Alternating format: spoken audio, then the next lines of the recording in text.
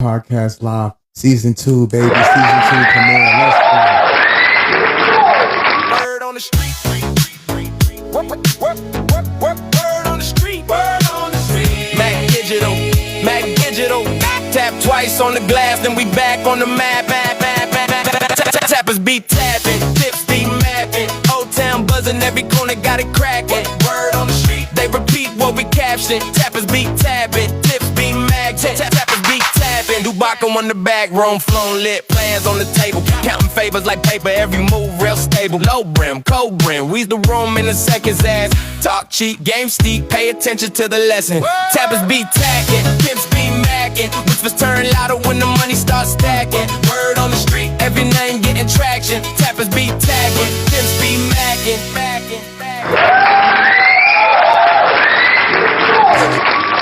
Thank you. It's your boy Grabo Strong 369. This is the Word on the Street Podcast Live, y'all. Let's go. Yes. This is Season 2, man. Season 2, Episode 1, Season 2, man. Yesterday, if you was here yesterday, I got to download it. Tonight, I'm going to upload the season finale to YouTube. So whoever missed out, or if you didn't see it, you can go to YouTube and you can watch it, and you can watch the whole show in its entirety. Yeah, we had fun, man. The whole crew was here, man. It was real fun, man. I appreciate everybody pulling up this weekend.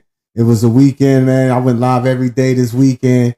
You feel what I'm saying? It was my birthday weekend. Turning 47, and it was dope, man. It was dope. I wouldn't have it any other way. I got everything I wished for, and that's all I really cared about. You know what I mean? And my people came through for me. My people's pulled up for your boy, and hung out with him and supported me. And even though we ain't win the battle, we won the war. You feel what I'm saying? Good. I still appreciate everybody pulling up for your boy. I still appreciate the love. E-Money was good, man. What's good? E-Money, Cooley, was good. I'm gonna start bringing y'all up here, man. We gonna get this thing started. Let me get my co-host up here. What's good, E-Money? This is my co-host, E-Money. You feel me? And I had to get let me get the guest up here. Where you at, Cooley? Let me get you up here. Glad everybody having a great Monday. You feel what I'm saying? I know I did. What's good, my G? What's good, brother? Shit. Let me switch you out right quick and get you right there. Hey, there he is. That's what I'm talking about, man. All right, y'all. He's kicking off Season 2, man. Episode 1, man, with my bro. The little bro, you dig what I'm saying? Coolie Cash, you dig? Yes. He was, I asked him to do the show, and he said, yeah, man, hell yeah, I do it. You dig what I'm saying? So, yeah. So a little fun fact, which I don't know, we work together at the same spot. I ain't gonna give him no shout out because they don't get no shout out on my platform. You know what I mean? But we work together. If you know, you know. You feel what I'm saying? Cooley right here, man. He's an independent rap artist out of Riverdale, Georgia. You dig what I'm saying? Like, born and raised. He got some good music, man. I want to play one of his joints before we get into the interview. First, I want him to introduce himself, and then I'm going to play one of his joints off, what album is that I was listening to, man, all weekend? It was the movie album, the Brazy edition. I appreciate that. Yeah, I appreciate that. That's my joint right there. I like the songs on there. It gave me up north, down south feel, because the beats was kind of.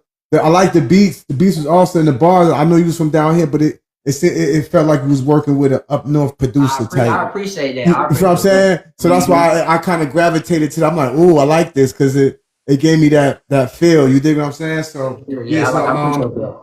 So yeah, go ahead and introduce yourself to the people. While I'm gonna pull up one of the first songs that off that album. You dig what I'm saying? Go ahead, do your thing. Yeah, you pretty much said it, man. I'm Cooley Cash from Clayton County, Riverdale, Georgia, man. Representing PMG, Paymore Global. That's my label. I stream. I'm a dad. Work. Like you said, I work, grind. Never, try to get it in for the most part. I know that's right. Shout out to all my people out there, that I be grinding with. Got my label, like I said, PMG. I just stay to myself, man. We just grinding for the most part. I know that's right. Okay.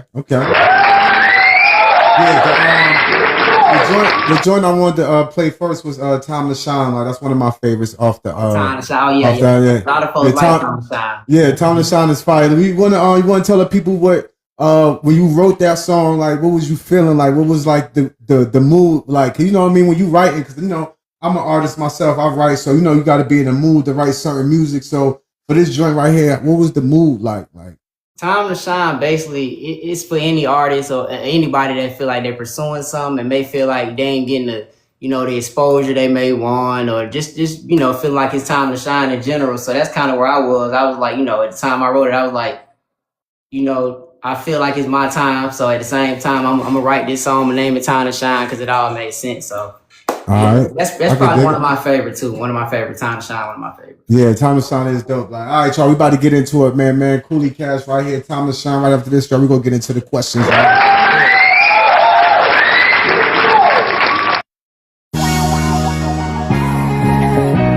Ball head with a spit shine. It's been my time to shine too. New coupe, this the car you take a picture with it behind you. It's a no on the track. Ball head with a spit shine, it's been my time to shine too. New coupe, this the car you take a picture with it behind you. My partners don't play ground and they gon' slide too. My shoe game sit like PS5 with chicken noodle soup. Trade in the coupe, go cop a truck. I get scoliosis whenever they see me, and I tell them bad back, I'm sitting up. I tell them bad back, I'm sitting up. With all these bars, they must not hear me truck.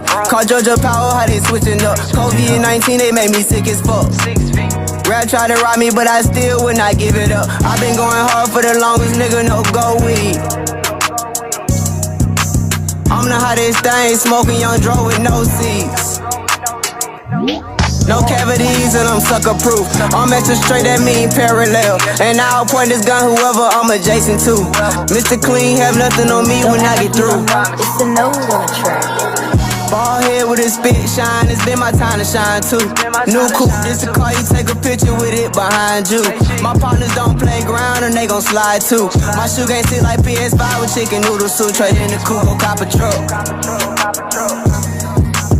I get scoliosis whenever they see me, and I tell them bad back, I'm sitting up. MIA with no shades, and it's been my time to shine too. Name my gun Ray Charles to go off and it'll blind you. I keep it 100 like 50 times too. You pigeon food like when there's on shiny shoes, I'm about to shine too. Multiplication chart, it's been my time too. They holding us with me, no cash shoes. I don't need it no more like tattoos. I went hard when I didn't have to, no go weed. Even with no seeds, can't let these niggas smoke me. I ain't no Zaza, but look at myself as OG. Electric ball head shaver came on full speed. It's the no on the track. Ball head with a spit shine, it's been my time to shine too. New coupe, this the car you take a picture with it behind you. My partners don't play ground and they gon' slide too. My shoe game sit like PS5 with chicken noodle soup. Trade in the coupe, go cop a truck. I get scoliosis whenever they see me, and I tell them bad back, I'm sitting up.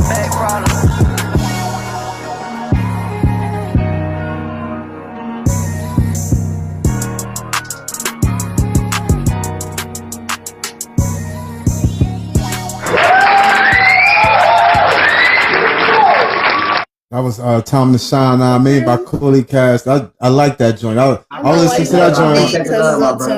That was alright. You feel what I'm saying? Like, though, it gave me like a up temp, like it gave us a back home feel, like the something where we'd have been banging on in the back. You dig what I'm saying? Like in the back in the whole.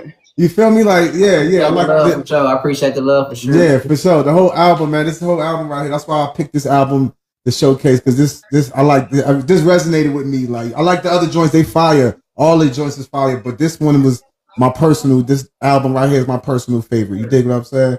Word is all right, y'all. If that just coming in, man, keep tapping that screen, like and sharing the live out. Know what I mean? Anything in that gold box, them little crowns, man. If you want to be part of the Crown King gang, you dig what I'm saying? Throw the little crowns up in there. Know what I mean? Get be part of the Crown King gang. Know what I mean? Make sure y'all following each other, man. Make sure y'all liking and sharing that live out, y'all. Listen. Off the little box at the top. The little crown in the little box. That's Yeah, I sent you one, but it ain't come on. It probably popped up in the corner while I was playing. I probably didn't see it. No, it's supposed to take one down, right? So now you need 9, right? Yeah. So it's like 1/1/10, right? It probably didn't go through, but don't worry about it. Okay, that shit all right. Cause I know TikTok. Last time I can't even do off the other site y'all gave me since I reported them. I only could go through this app to get my coins. Oh, that's yeah. So oh man, make sure they put my shit on when I be sitting out and all that. Oh no, I could dig it. Welcome down, cool. Okay, PMG was good. Welcome in, man. Appreciate PMGQ. That's their people. Okay, welcome in. I'll see you. When you see the video, could my cat be in the background dancing, please? He said, "Can my cat be in the background dancing?" All right, y'all. Man, just join in, man. Keep talking down screen, man. We about to get into the first question. First off, welcome to the Word on the Street podcast live, man. How you feeling today, bro? How was everything? I know that's right, man. I know. I was off today, so I had to get ready for the show. And plus, yesterday all weekend, you know, I've been rolling through these TikTok streets all weekend. So, I mean, today, my brother too. Yeah, man. I appreciate that, man. Thank you, man. I'm just glad to be 47. Glad to be here, man. You know what it is. You think I'm saying? All right. For the people who don't know you yet, who is Coolie Cash behind the music? Behind the music, I'm a father first, for sure. I'm a father first. I love the game. If you go on my page, I love the game. That's mostly what I do. They keep me, you know, grounded. And music, that's probably my life too. Music is a lot of my time. I take it back here for real in the studio, my own personal studio, just, you know, doing music for sure. I know that's right. All right, cool. That's what's up. Yeah, I got to get to know you personally outside of music. Know what I mean? Boy, quiet. You know what I mean? Do the job, go home. Ate and skate, man. That's how we stay at work, man. Ate and skate. Like, you do like 8, get the fuck on. Like, you feel what I'm saying? All right. What is it like growing up in Riverdale, Georgia? Like, I ain't from here. I mean, I've been here since I moved down here in 2017. You know what I mean? And, I was living in Stone Mountain first, and then I was living in Riverdale. I lived in Riverdale on Highway 85 with a little extended stay joint. I was in a situation. I was staying out there, and then I moved to the west side of Atlanta, and then now I'm in Powder Springs. You know what I mean? So, what was it like growing up in Riverdale? Like, I like Riverdale. You know what I mean? I like, once I get, you know what I mean, I want to actually move back there to buy a house, but it's dope out there. I like Clayton County, but what was it like growing up out there? Well, like you said, 85, that's exactly where I'm from. 85, 138, you know, that's where I grew up at. Clayton County, for the most part, man, it's quiet. And then it's just like the city somewhat. You get to some place and it speed up, so it can be like, you know, kind of feel like you're out of place. But for the most part, man, I love it. I kind of gravitated from it for the most part because the things that pursued out there. But I love Clayton County though, man. Growing up out there, it's quiet. It's quiet. Good, well kept neighborhoods. I can't, take it from it. You know, you got the typical lake views. You got some nice stuff out there. I can't take it from it. Nah, facts, you do it. And plus, I like the food. The food got some good food spot. Anna Laura's, man. That's the spot right there. All down 85. What? That's the all spot. Down. Like, yeah, all down. Yeah. Even Turkey on the Loose. Know what I mean? That spot. Then even Jamrock. Man. You say Annie Laura's whenever you can get in Annie Laura's. Yeah, it's good. Man, it be around the corner. Like, it be wrapped 2 times around the back. Sure. It's hard to get there, especially on a Sunday after church, man. It's hard to get in there, man. I don't even try to go on a Sunday. I know it's over with. Yeah, facts. What kind of kid were you in school? Class clown, athlete, hustler, quiet kid, troublemaker? Everything but the athlete. Everything but the athlete. I never really just played sports. I tried running track, a couple times, but that really was cross country. That's considered in summer, but that was it. I never really did that. But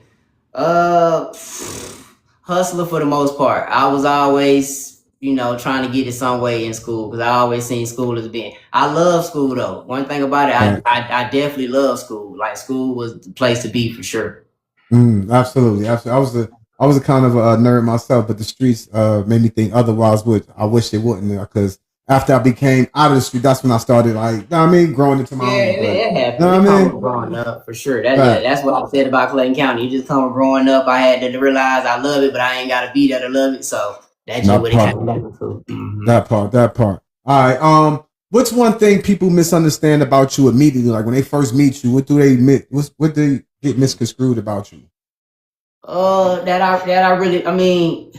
I'm quiet, like I said to myself. If I don't say nothing, they assume that I'm nonchalant and I might not want to be bothered, but the whole time I'm just figure reading the room. That's all I do. I read the room a lot, even if I don't like to be judged, so I can't judge nobody else. So whenever somebody need me there, once they hear me talk, we conversate. We be locked in. That's for the most part. People assume nonchalant. No, I could dig it. That's what's up. Yeah, man. People do. I mean, like they don't know how to like read the room. Like, all right, like maybe he just, you feel me? Like use your head. Like you feel what I'm saying? Maybe he just chilling. Like, but then if you was want to be all being everybody face, then everybody, man, this nigga always want to be able. You feel what I'm saying? So it's like, man, I'd rather just take the quiet route, and then I just be a mystery. You just know not to fuck with me. Like that's because when you open up to someone, you can open up. Once we open up, we got our own bond. We locked in. Then I feel like we don't have to force it or anything. So whenever I'm just in the room, somebody probably just I'll probably be quiet off to the side. But if we conversate, then I'm gonna definitely conversate for sure. Nah, absolutely, real. All right. When did you first fall in love with music? Like, what was your first time you was like, you know what? I love this shit. Like, this is what I want to do. Like, man, I'm gonna be honest. I gotta say, I can't remember verbatim. I was young, but my mom was watching that DMX where he did that big old concert. Oh, in Woodstock. It was Woodstock. Yeah. I was young, but I always, looked up at DMX. So that then was kind of like when I was like, you know what? I'm finna pursue music. I didn't do it seriously, but I definitely was like, yeah, I started writing more, started, listening to beats, started trying to get my persona together. Cause man, DMX was a thing. Like in my life, DMX was a big thing, like is a big thing. Cause he played a big part in just me wanting to do music in general. Once I seen that crowd, how he can just be gritty and do the concert and all them.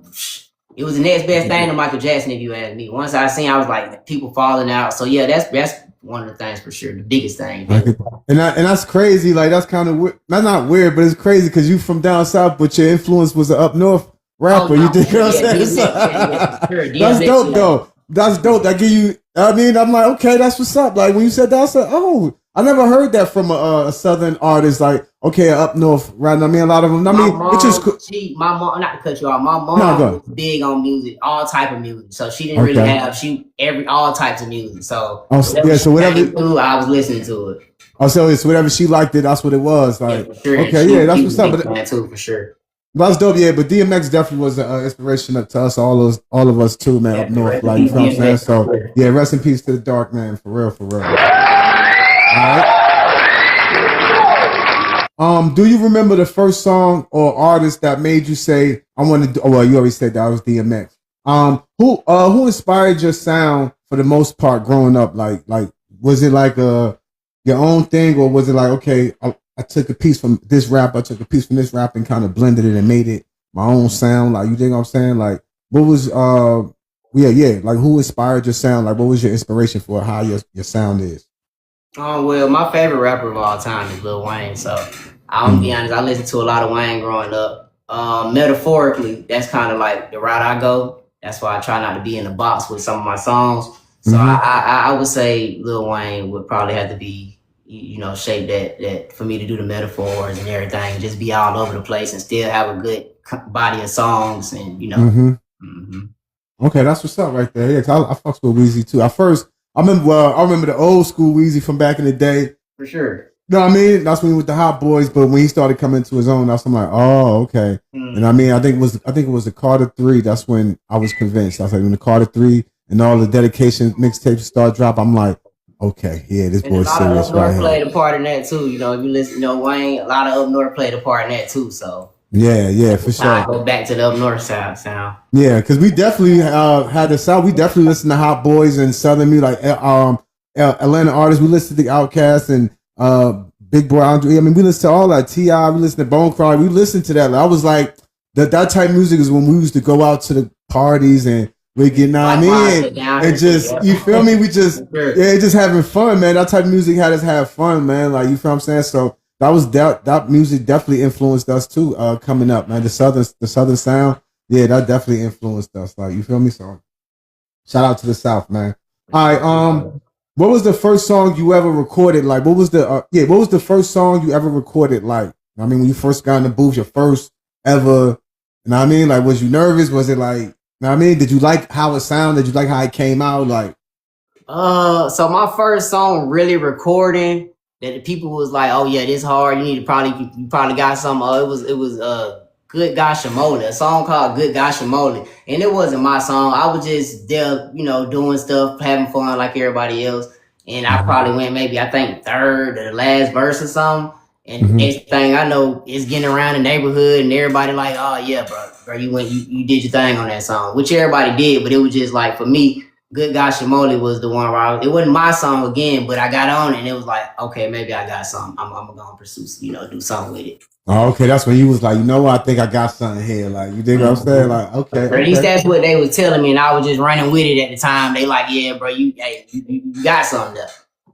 Yeah, that's what's up right there. All right. How long did it take before you felt like, okay, I'm actually good with this rap thing? Like, I mean, I know it probably wasn't the first song you did, like, but when did you feel like you had the confidence? Like, you know what? Hell yeah, I got this right here now. Like, let me see.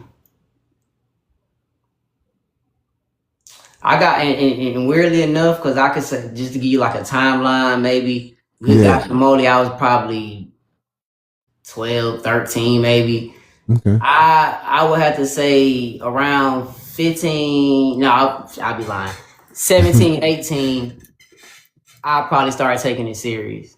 Okay. Where I just was like, I'm going to go on and pursue it. I'm going to get the licenses for everything. I'm going to start buying this. I'm going to start doing my own. Instead of just doing YouTube beats, I would think it'd be around then. Okay, yeah. Okay, that's what's up. That's when I started around like 13, 14. Now, I mean, I actually didn't. My homeboy was like, "Yo, write something," and then it just became from there. It's like a lot of people started when we was young, like. But okay, yeah. From the flow too. I told you the songs out you let me hear. I was like, yeah. That was something dope right there. But all right, what made you stay independent instead of signing to a label? Like, what made you want to be like, you know what? I want to do this on my own. I know I could probably get signed to a deal, but I don't want to be locked down. I know that's probably was part of the reason, but for the people to know what I mean? Like, how long did it take? What made you stay independent? Yeah, what made you stay independent? Like, you know what? I don't want to go to a label. Seeing some of the most iconic artists I know, like Wayne, go through his situation with his label. Didn't know that was possible to do. And again, rest in peace, Young Dolph. Like, he always set the wave. I listened to Young Dolph a lot coming up, so he always stated like independent was the way. Independent. As long as you stay down and you stand for something, then it's just as much as being signed to a huge label that's gonna probably shelf you and all that. And that's my biggest insecurity with the labels, man. You can't do your own thing. It really ain't no freedom of speech how you make things. From what I hear. I can only say what I hear, but that's my whole thing. Dolph, I would have to say Dolph made me stay independent and keep pursuing it and just stay down and saving. Saving is the most thing too. We try to be independent too. I know that's right.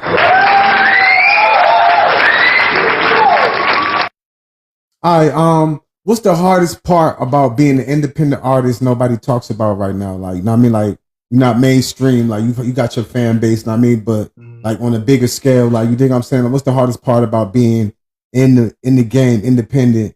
I mean, knowing like I'm still got to wait my turn. Like, you feel what I'm saying? Like, I'm still waiting in line. Like, you feel me? Like is that ever get discouraging sometimes? Yeah, that's probably the hardest part that people don't know. Thinking everything is a hit when everything ain't a hit, or thinking that this song or this project is supposed to win, you know what I'm saying? Or even not putting out songs that you don't like, but somebody else may love. I done did that a lot where, my peers may be like, bro, that was the one and you just ain't, so I feel like that those are the most things for the most part. People don't know that it takes a lot to conduct a good song for one. Just a song. We ain't got to talk about a project. To conduct a good song, it takes a lot. Like, especially if you want to get the credit you deserve for the song, it takes a lot. Absolutely. No, absolutely. It definitely do, man. It ain't just okay putting a verse together and a beat to a good beat. And I wish it was that simple. It used to be that simple. It's just not that simple no more. It ain't. It ain't never been that simple. It's just that now it's like, it's a lot of cookie cutter, ready to go type stuff. You know what I'm saying? Like real music stands the test of time. Like, you think what I'm saying? So do people think music is easier than it really is? It depends. I guess I'm gonna be honest. I guess it depends on which age range, in my opinion. Because young people may feel like it's not nowadays. The young wave, salute to the young wave. They may feel like, man, I'm wherever the studio plugged in at, I'm finna do this and get it done and go about my day. And if it's hot, it's hot. If it's not, it's not. And and surprisingly, most of it catch. So I feel like, yeah, that's how I feel for the most part. Okay, I feel like the easiest part about the music is staying consistent, man. It's easy to stay consistent because if you really love it, man, you're gonna always want to do it. You always gonna want to come up with creative ideas to want to keep going and keep pushing. You dig what I'm saying? So I feel like people do feel like think that it's easier than what it is. Like as far as I don't know, I guess I feel like since I've always been doing it, it's easier for me to say that. You know what I mean? But for a person I never did it, maybe it is harder for them. I mean, it would be harder for them. It's not as easy as what people think, though. It's not. It's really not. Like coming up with an actual. Some people get the easy part. They get. Some people luck up. We'll say that and get it and just take off. I won't. Not the ones that happen to. Yeah. Like you said, some motherfuckers get with their luck up. All right. What's more stressful, making the music, promoting the music, or paying for everything yourself? Surprisingly, it's the free part. Well, I ain't hear that. Nothing's free. The promoting part. The promoting part. It's not. Okay. It's not even. Because all that play a part, but the promoting part. Like I said, go back to if you feel like it's a good song, or you would feel like it's hot, and then you throw it out there. Throw it out there and see what happens, and then nothing. Nothing happens. So the promotion part can be a big thing, as I'm learning now as I'm moving forward. Okay. The promotion part is very, very important when it comes to the song. No, I do. Yeah. Promotion is. I think the hardest part for me was coming out my pocket for the studio time, paying for everything myself. Like, cause I could promote. I mean, I got little ways I could do. I could promote for free, and I mean, people like free stuff, so I know how to do little giveaways and little stuff that won't break the bank, but it'll help boost the brand and it'll help bring in more people. You think what I'm saying? I was definitely gonna say that. That was gonna be the answer that I thought. I just had to. My thing lately been promotion. So but definitely the money and the having to supply everything independently, it can get discouraging. It ain't easy. Yeah, no, facts. But I mean, you see the light at the end of the tunnel. So when you put all your money in, that's all your money you getting back. So you know what I mean, so that's definitely I think, in my opinion, I think that's definitely the go-to motivator to keep going. Now, okay, yeah, whatever I'm putting in, I know once it work and it happen, I'm getting all that back and then some. You think I'm saying? I ain't got to pay no label. I ain't got to reimburse. I ain't got to recoup nothing. I think I'm recoup is from what I put out my own pocket. So. That's the beauty of it, man. I feel like that's what comes with learning too, man. It comes with learning, but that's for sure how you're supposed to do it, for sure. Nah, absolutely. Have you ever wanted to quit music completely? Like, was there ever a time when you was like, you know what, man, fuck this shit, I'm done with this, man? Yeah, I had my times. I feel I can't speak for everybody, but most people I know they come across that again, not getting the credit or dropping songs or feeling like I spent this money or simply not having I guess the momentum to write a song. At times you probably feel like I can't come up with a good song. I got writer's block or ain't nothing coming out. So I would definitely, yeah, you're right. Yeah, I could dig it. Yeah, definitely. I mean, it does get discussion. Like I had stopped it because of the streets. Like when I was young, we used to, man, like Naughty by Nature, they didn't live too far from where we was at. You could see them. Like we used to be able to see them and. Like, yo, it was good. See him at the store, see him at the park. Like, you know what I mean? And we used to always want to rap for him, but we was serious about it at first, but then once the streets came into play, it kind of like slowed down. Like, you feel what I'm saying? The music slowed down. Like, we was like, nah, the streets was calling. And now, you know what I mean? In the 90s, it was a time. That's kind of what, I'm gonna be honest, that's kind of what it was for me at the time when I decided, like, I don't, I'm gonna fall back. I ain't getting exposure. It costs money. I ain't got money at the time. It ain't paying. I'm gonna go back to the streets. That was kind of like me too at the time. I would say that. Yeah, it was like the streets was paying more at the time. Even though we now I knew that if we'd have just stuck it out, we'd have been good. But I mean, we was more like, man, we want the money now. We want to do shows now. Like we want to do it. Like we was like one of some like cookie cutter microwave want it right now, instead of just actually, know what I mean, going to the open. We was going open mics. We was doing all that, going to the freestyle. We was in the mix, but we didn't know, like, it ain't just going to 1 and 2. You got to consistently, people got to know who you are. We didn't have a fan base. Everybody in the projects knew we was dope. That's it. We ain't really had nobody like, and we had a couple people outside the projects knew that we was dope, but we didn't really have a fan base right now, and that's what we was lacking. Like, we was lacking the actual fan base. So I think that's what it was. In Norway, we had like group bands. We had like R&B guys. We had rap guys, and we had like with different kinds of music all around the Oslo in Norway. Absolutely. And it was like you go to the place where you wanted to like be in the music. I always went to the what you call the groovy kind. Okay, like the hippie type vibe. Yeah. Okay. It's like the groovy is like the dark secret of the samba or something like that. It was like so cool going there. Okay, that's what's up. Cool. Okay, welcome in, Heidi. Thank you, Heidi, for coming to the show. This is welcome. Thank you for coming into the Word of the Street podcast, being a part of the studio audience right now. I appreciate you being here with us. Now, I mean, I'm just interviewing my bro right here, Coolie Cash. I appreciate your opinion. Anybody, if y'all got any questions at any time, know what I mean, y'all want to ask, y'all just, know what I mean, just come off me, just let me know that you want to ask, and I mean, y'all can ask. It's a free panel, it's an open panel, so you know what I mean. I appreciate that. His music, so I'm just studying the Nope, I could dig it. All right, I'm gonna ask him one more question, y'all. Then we go. I'm gonna play 2 of his joints, 2 more off the Brazy Edition movie album. You dig what I'm saying? I'm gonna ask him his last question. Then we gonna play 2 more joints off of that. Man, if y'all just coming in, man, keep tapping that screen, like and share the live out, man. It's the Word on the Street podcast live, season 2, episode 1. Man, Cash, baby. What you mean? Go ahead, Lee. Go ahead. You go ahead. How old are you? Because he said whatever music his mother was rocking was like his influence to how he liked music. So how old are you? I'm 32. I'm 32 years old. So then she probably like older than us then? A little bit. She probably was a little bit older than us. Yeah. For sure. Yeah, for sure. Yes.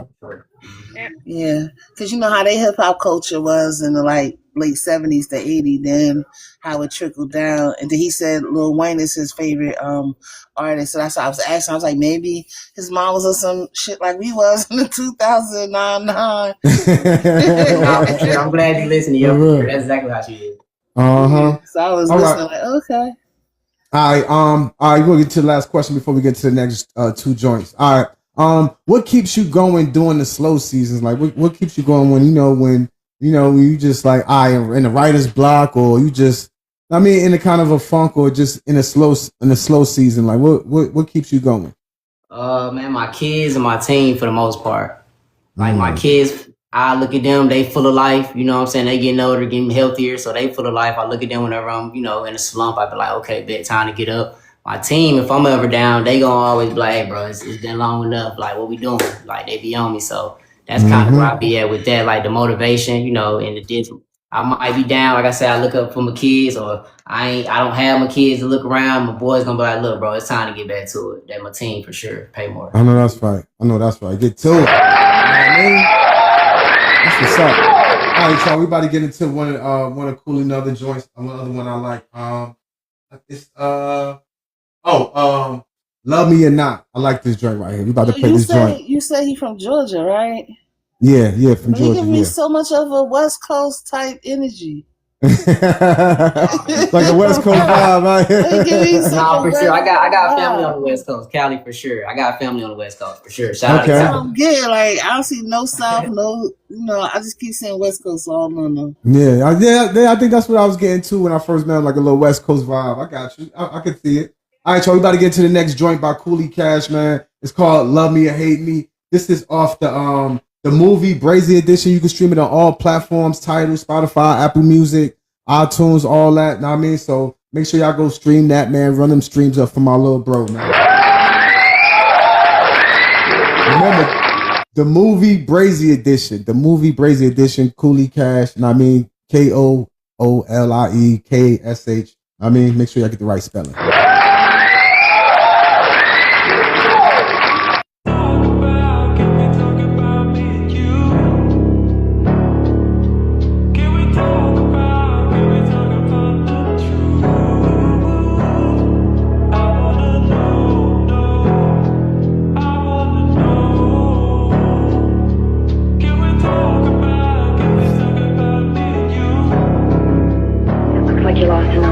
It's us and fuck them all, you can run and tell them I said it. They gon' leave before the end of this movie, show on the exit. Social media and temptation, I hate it, but I won't let it tear us down, strap you down for this ride like a paramedic. No sirens, get violence whenever we make love. I don't got chains for 100, can't fuck with a bunch of dubs. Them niggas scrubs ain't show no love, and I mean it, them bitches too. I take pills for amnesia, but still can't forget the crew. Back to you, it's deja vu, like I seen this happen before. My heart was broke, cause I was lacking, can't let this happen no more. Keep them squares out your circle, you know I come from zero. Burberry cape, I say today, if you ever need a hero, hit my phone, you hit my 10 too.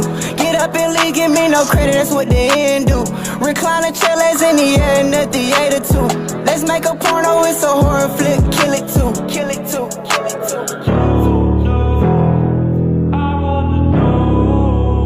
Let's make a porno, it's a horror flick, kill it too, kill it too, kill it too.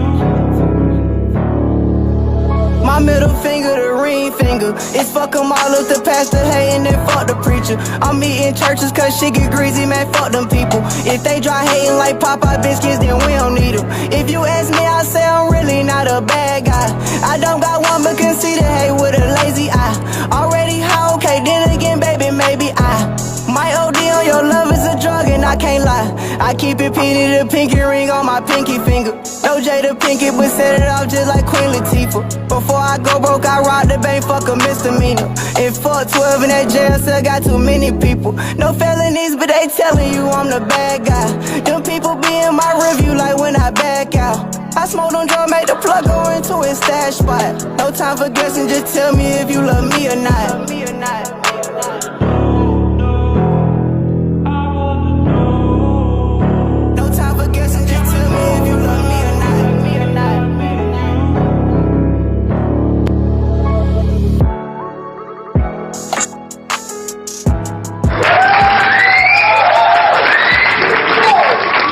I joint fire right there. I like that joint. I like that joint. I would love like what saying that I'm the bad guy. You feel me? Like, the music sound like the South flow, but when you look at him in the box, oh, he from Cali.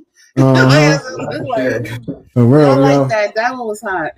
Welcome back to Word on the Street, y'all. What was the vibe like for that song? Like, what you feeling like? What type of mood you was in when you wrote that song, if you remember? Emotions, man. Emotions at the time. All I know at that time, it was emotions. I don't know the situation. I don't remember it because it's old, but emotions.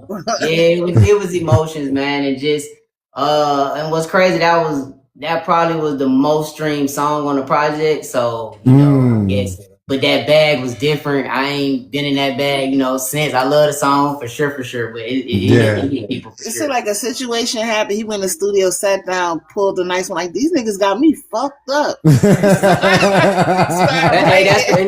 the vibe my engineer gave to. My engineer was like, "Hey, bro, who pissed you off?" I'm just like, "Look, he loved that song for sure." No, that's a dope joint right there. Now we're gonna get into the next joint before we get to the next set of questions. The next joint I want to hear is Make Believe off the joint. Make Believe. That's another one of my Make Believe. favorite. My favorite for sure. Yeah, that's a favorite right here, man. If y'all just joined in, man, keep tapping that screen, like and share the live out, man. Anything in that gold box, that gallery box, man, we greatly appreciate it. Keep the show going, you know what I mean? Let's go. All right.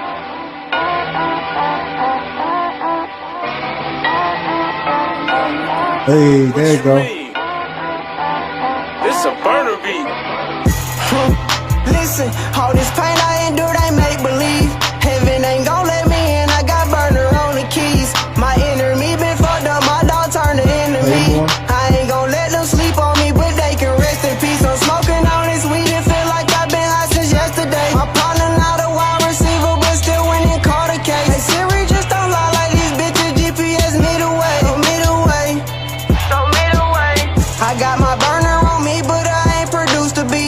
I cut my hands off first before I suffer defeat. 14 days, 2 weeks, and them boys can't fuck with me. Mama used to come at me, bitch, in the kitchen wasn't clean. Now I'm trying to buy her a house, the rumors know what I mean. Cargo at the pressure for button, I ain't wearing denim jeans. That boy said, cargo at the pressure for button, I ain't wearing denim jeans. She just wanna fuck with me, I can buy her a lot of things. For the pie B, I was broke, she wouldn't even know my name. For that same reason, for 12 and I might go cop a chain. My partner popped the perky and died, so what I'm gonna take for pain? Listen, all this pain I endure, they make believe. Heaven ain't gon' let me in, I got burner on the keys. My enemy been fucked up, my dog turned to enemy. I ain't gon' let them sleep on me, but they can rest in peace. I'm smoking on this weed, it feel like I've been high since yesterday. My partner not a wide receiver, but still winning caught a case. Hey Siri, just don't lie like these bitches, GPS me the way, show me the way, show me the way. I got my burner on me, but I ain't produced a beat. I wanna go to heaven, but God know I keep the fire on me. Siri, just don't lie like these bitches, don't tell a lie on me. Act like she don't wanna fly, Spirit is tryna fly for free. It's given that she only got plans on using me. The drugs that I be smoking, exotic is like they using me, abusing me. I'm knocked out high and I do this usually. Woke up high, cross eyes, and now it's two of me. Ask me how my sleep, I say not at all, but I'm nodding off. No days off, I'm not calling off. Used to drop a Zanny in a spot and watch it dissolve. My partner popped a perky and died, I'm scared to take Tylenol. Listen, all this pain I endure, they make believe. Heaven ain't gon' let me in, I got burner on the keys. My enemy been fucked up, my dog turned to enemy. I ain't gon' let them sleep on me, but they can rest in peace. I'm smoking on this weed, it feel like I've been high since yesterday. My partner not a wide receiver, but still winning caught a case. Hey Siri, just don't lie like these bitches, GPS me the way, show me the way, show me the way.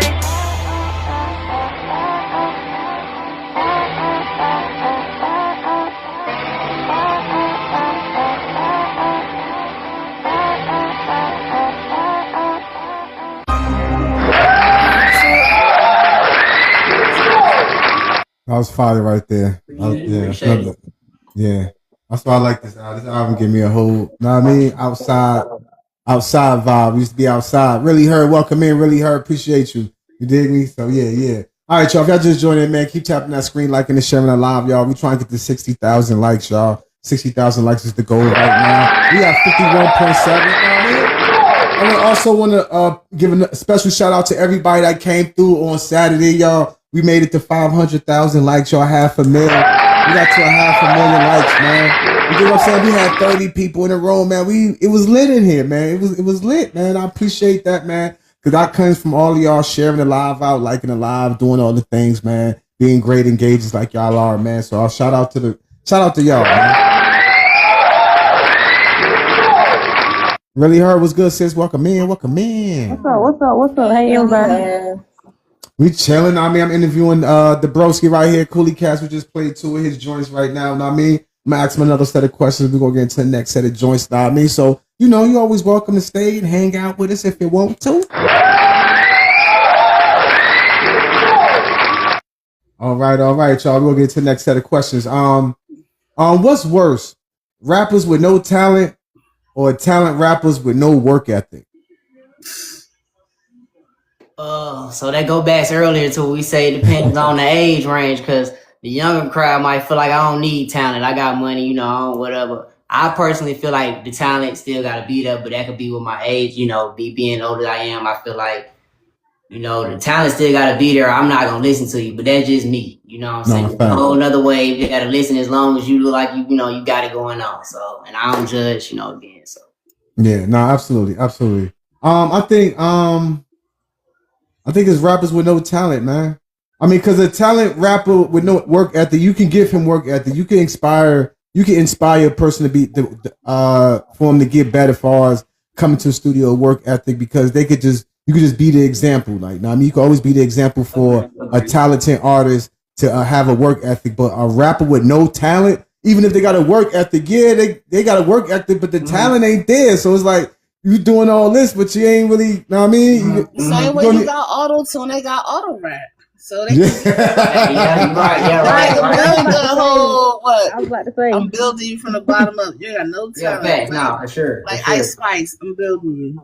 Nah, facts. I can dig Absolutely, that. because now we living in a time where, hey, the key to success is consistency. So, hey, that person might not have no talent, but if they showing up every day and just putting it in people's face, somebody, you know what I'm saying, they gonna, hey. Yeah.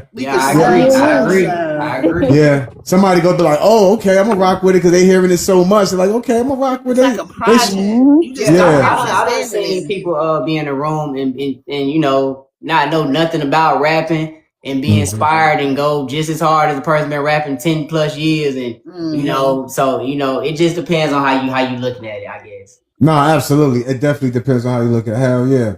All right. Have you ever made a song and thought it was a hit that nobody cared? Like, oh yeah, for sure. Yeah, for sure. Nah, for sure. Yeah, I had a couple of those too, thinking like, oh yeah, this shit gonna be it right here. Yeah. And I'm like, all right, that shit all right. That shit all right. I had a few of those, man. A few of those. That goes back to thinking it's a hit, and you know, it don't be a hit most of the time. So that I definitely had a few of those for sure. Don't that go with manifesting for y'all though? Like if I believe it's a number one, it's gonna be in the air as a number one. Yeah, true. But I mean, it's like you gotta like deal with the ugly girl. She ain't cute because she got a man, but you know she ugly as hell. But she believes she cute. I mean, yeah, you could believe. I mean, you could believe what you want, just like with. I mean, with the people that think they other people, like you can believe what you want, but the reality of it, you dig what I'm saying? Like, yeah, the reality side. It's always the reality side for sure. It's always the reality of it. I mean, yeah, you could think you're the dope, you know what I mean, in the world, but it's good to have confidence. It's good to believe in yourself. Always, that's always great. But you also got to have something behind that. It's not you. Like, yeah, you got to basically like Drake said. Yeah, you definitely got to have something behind it. You definitely got to have some type of talent or work ethic behind what you pushing. I mean, for people to be like, all right, okay, even if it wasn't, we ain't like it before, we like it now because how long you been doing it and how long you been pushing for it. You did? Sure. All right, segment. Everybody get into the next segment, y'all. Pay More Global Business Talk. I mean, let's talk about Pay More Global. How did the label get started?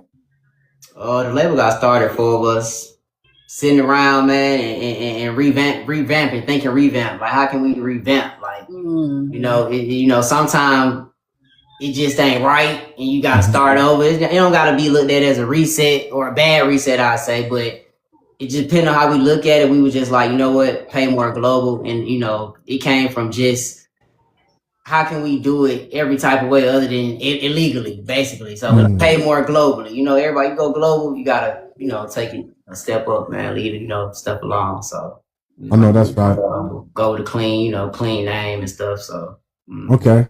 So what inspired the name Pay More Global? Like, was that something all of y'all came up with collectively, or was it one of y'all had an epiphany like, oh shit, we should call it this, and everybody was like, oh yeah, let's roll with it, like. It was definitely one of those because we in the chat and just everybody like, well, what the name? Well, because we sat down. It wasn't just the name when we left. When everybody left, it wasn't that. It just we need something. Then the next was like, okay, what is gonna be the next day? And then it just start sending 100 names. You know, you go through the whole phases. And now you got Chat GPT. They coming up with junk. You like, nah, that's too clean. That ain't gritty enough or something. So I was like, what can we relate still to us, but also, you know, professional on a clean slate. So I was like, Pay More Global, PMG. I was like, yeah, that's what we all came up with. You know, I think I came up with the pay part. Somebody came up with the global part. It just all fell into place. It just fell into place like that, and I loved it. Okay, I could dig it. That's what's up, man. And that's how it normally happens, man. Like, that's how it normally happens. Everything just falls into place. Like everybody. Like when I started my treat company, me and my partner, I mean, we was trying to come up with names. First it was Trippy Treats, and then it was Oblong something. It was like we was some like son got a hit. It just the name wasn't hitting, and then when we came up with the name Very Strong, that's where it hit. I'm like, yeah, after that, gotta have a ring to it. It's gonna hit. You gotta have a ring to it. Yes, and that's when it hit for us. When we sat down and said when I came up with that. And when it hit, that's when we knew it was it. Like, oh yeah, we got it, and that's been the name ever since. Like, so I get when I was like, you know what? Oh, this is it. Yeah. Everybody excited about it. Like right there for sure. Yeah, like yo, this is it right here. This the name. This is what we going with for real. So all right. Did you always know you wanted to own a label? Not when I started. It wasn't never. I didn't always look at it like that. I didn't. I was more so like I want to just do the music. I want to go in the studio. I was immature. I want to just go in the studio, do the music, drop it. Everybody like it. I didn't really think about the whole. Let me get an entertainment going. Let me, until I started listening to Young Dolph, and it was like, all right, so I gotta put some type of sell on it. I gotta be able to sell something instead of me just running around putting my name and saying I'm this and that. So I was like, yeah, I need to have a label, man. Even as a brand. Sell the brand. I had to look at it like I'm selling myself, but I'm not really selling myself. You're selling a brand when it comes down to it. That's where the bigger picture. No, absolutely. Absolutely. I mean, shit, you own it. You are kind of selling yourself. You're selling a part of yourself, which is your music, your art. You dig what I'm saying? So, yeah, you want to be professional with it, know what I mean? And you're not trying to shortchange yourself neither. Like, look, I'm bringing you a product. Like, know what I mean? Still business. I think I'm bringing you a product, a great packaged product, clean. Know what I mean? It's good money. Like, you dig what I'm saying? So, yeah, absolutely. Like, it's always about packaging yourself and branding yourself and marketing yourself because you are the brand. Like, you are, know what I mean? So, yeah, absolutely. I like doing just, me being running around being a rapper. But as a collective, I definitely, I like the way. Yeah. No, the collective is always good, man. It's always good to have a collective. Like, me and my people, like, man, we got no filter. I mean, me, really her, E-Money, Big Mill, know what I mean? Yeah. So it's a collective. It's definitely a collective. We got a network. That's why I got the show. And I mean, my sis, she gonna have a dating show coming back, and then my other two sisters, they gonna have shows coming out. So it's gonna be a whole like a TV network type situation. You feel what I'm saying? So yeah. So yeah, we coming up with different shows, different ideas. We gonna have a sports show. With football season come, we gonna have a sports show. I mean, so the collective is always good because you got different ideas, you got different mindsets, you got different. Everybody could add ingredients to the pot and make it a good thing. Like, you feel what I'm saying? So it ain't just you adding everything. Nah, it was all right. I gotta add. It get overwhelming sometimes doing all, it get overwhelming. So yeah. And when it gets overwhelming, it don't come out as good as if, all right, we just delegated the jobs. Okay, all right, you do this part of it. You do this part of it. You do this part of it. I'll do my part. Everybody come together and make it a hit. Like, so that way no one feel overwhelmed and everybody is a part of the situation. You know what I mean? All right. What's the biggest lesson you've learned from running a business? Biggest lesson I learned from running a business. That everything is not ready. Everything is not ready. Just, everything is not ready. Even if I feel like it's ready, the next person on the label may feel like it ain't ready. And, I feel like that's what comes with knowing when it's ready. Okay, so you feel like it's ready when the whole collective, like, yeah, let's get it. Everybody excited and everybody coming to a round table and agreeing on it. That's what I feel like is a good thing, instead of me saying or me going to sign a deal and being like, all right, y'all, this what happened at the table. I wouldn't really want, I get, some stuff is meant to be dealt independently, but I just feel like, I really run it by my team. They be like, all right, bro, this a thumbs up, a thumbs down. That's really how I live life. Thumbs up, yes or no, no in between. I can dig it. Yeah, because with me and my partner, when we coming up with new recipes or anything we want to put out, it got to be unanimous. Like, know what I mean? If one don't like it, we got to do it over. We got to find out. Know what I mean? Once everybody like it and like, oh, okay, that's when we know we can move forward. You know what I mean? And even if it's a bust, we know that at least we all agreed on what's going to moving forward. We was able to delegate it as a team and move forward and put something out. You think I'm saying? Nobody can say I told you so. Not that's what it's about, but we all came and agreed. We like, all right, we're going to go back to the table and try it again as a whole. Know what I mean? Like, as a whole, like, that's what it's about. Absolutely. Is being a label owner harder than being an artist?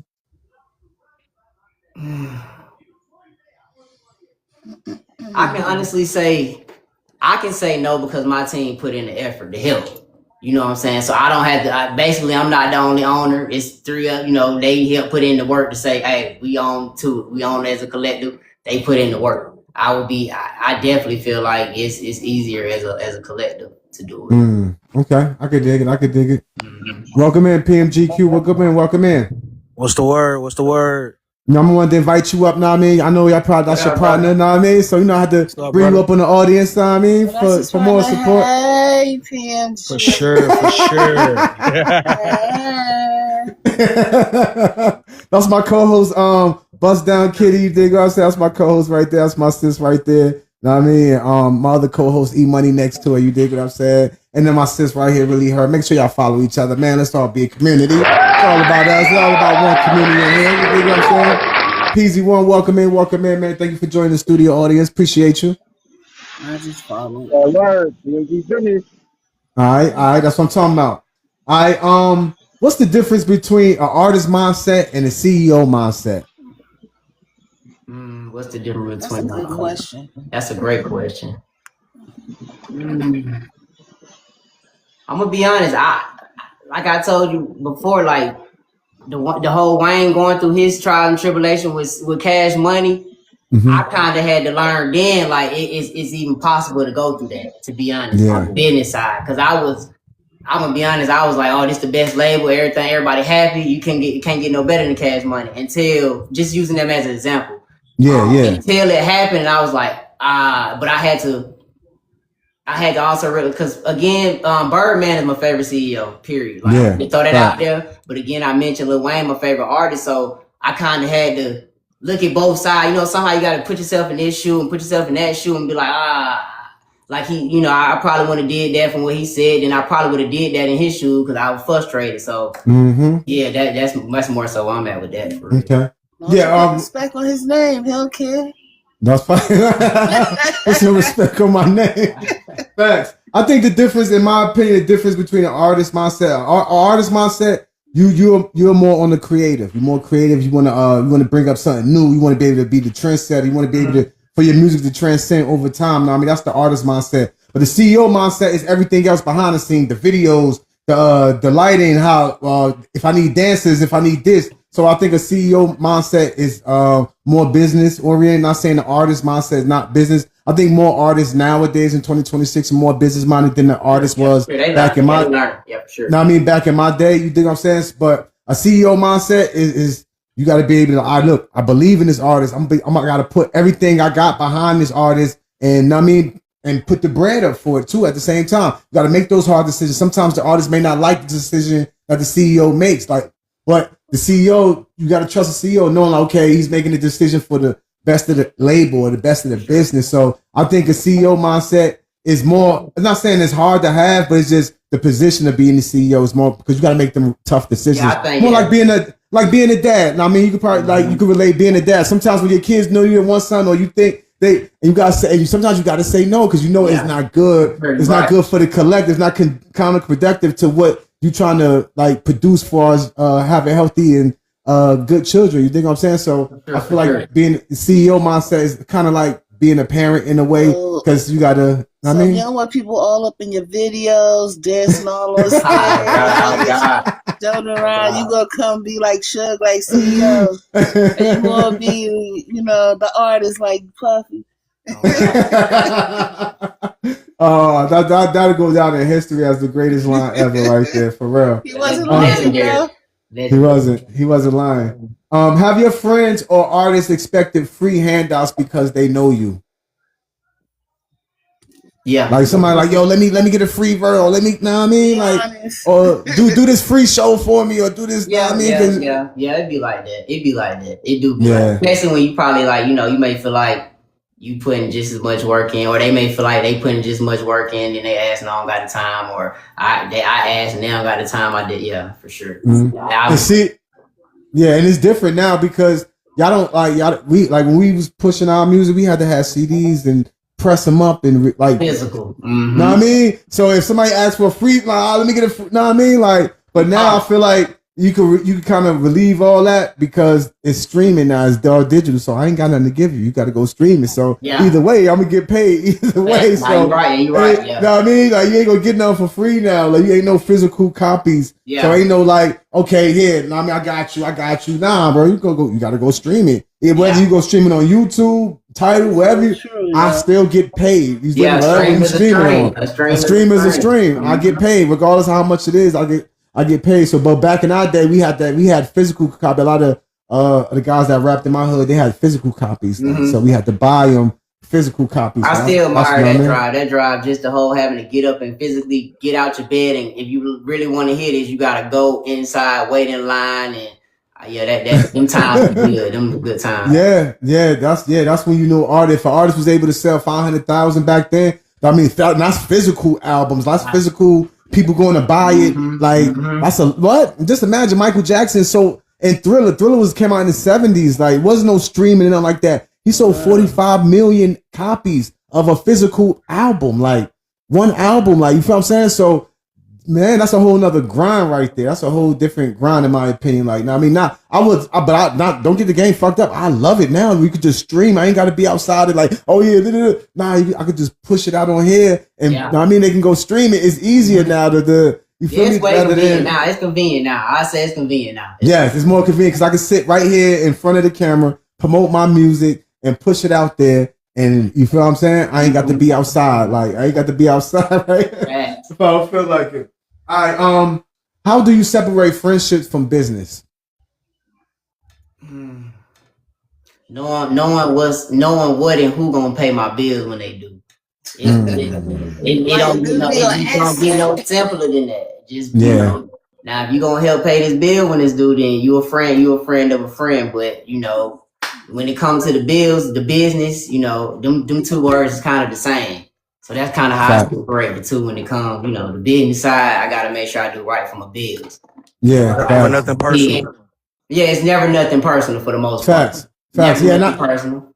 Yeah, and that's how I feel, man. It should never be personal, man. Like, just like at a job, like it ain't personal, it's business. Like, look, I come to get, know what I mean? And if it's really a partnership and really, you know what I mean? It's like, we gotta think about the business. Like, we gotta be grown ups and think about the business part. Know what I mean? And don't understand facts. And don't understand that even if y'all do have a disagreement on the business side, it's not personal. So you know how to say, like, I know y'all probably had. I mean, probably somebody like, all right, look, I don't want to do this, but the other, like, look, I want to do it. Know what I mean? The business side, y'all take care of business, but y'all don't let it drip over to your personal, because at the end of the day, we still we family. At the end of the day, we gotta know how to separate that. Know what I mean? So when it's business, we gotta understand. Okay, I may not like the business decision that we made as a group, but we still my bro. Like regardless of what, I may not see the vision. I may not see what y'all talking about at the moment. You feel what I'm saying? But as a collective being, just separating the two, then I think that's a good thing, man. Just knowing how to separate the two. Agreed. You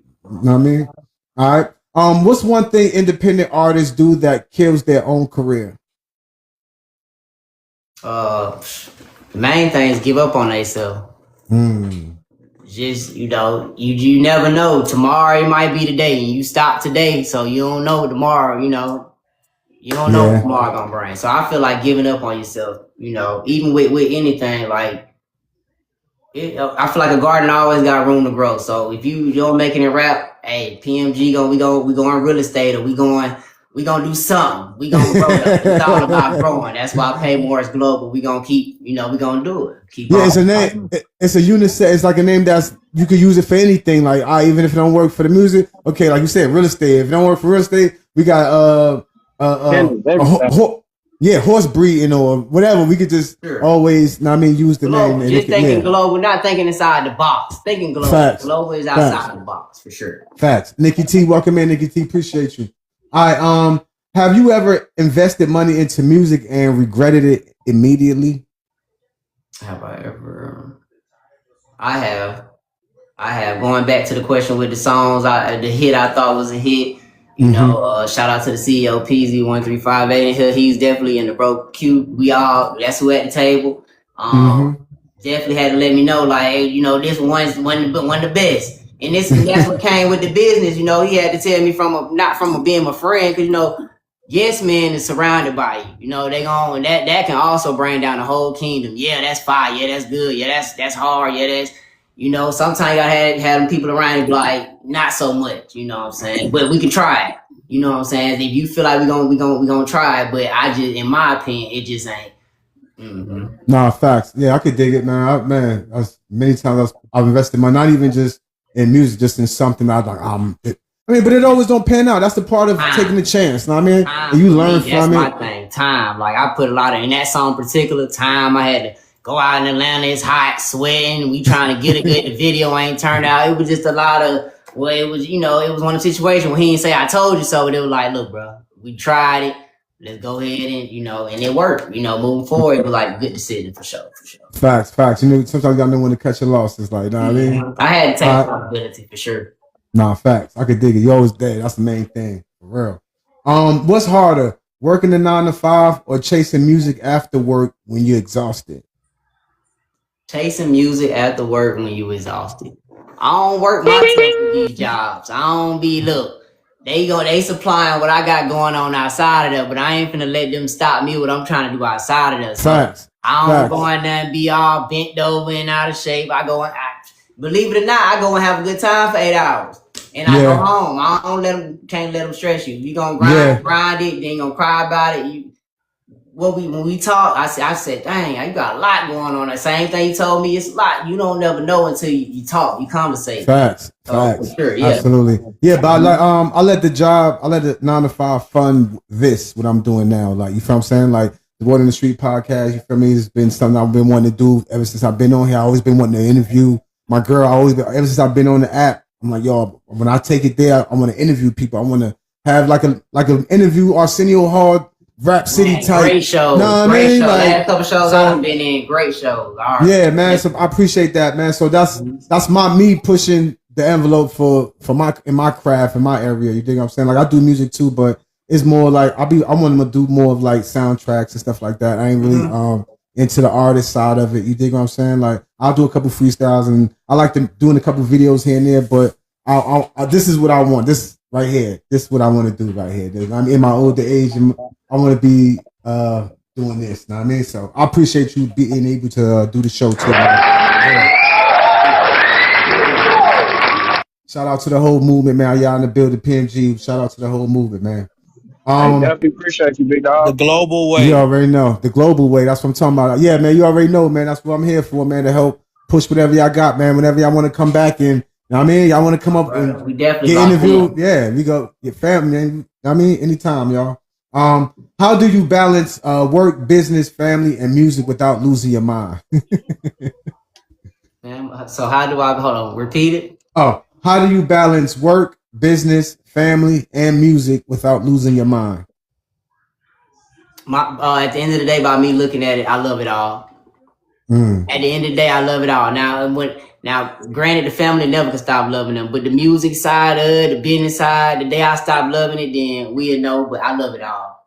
You know, for the most part, everything you just said, I love it all, bro. Yeah, because when you love it, it don't feel like it's work. You know what I mean? Like, I'm not saying the family part because you love your family unconditionally, but the other stuff, work, business, you love what you do. So it's like, all right, cool.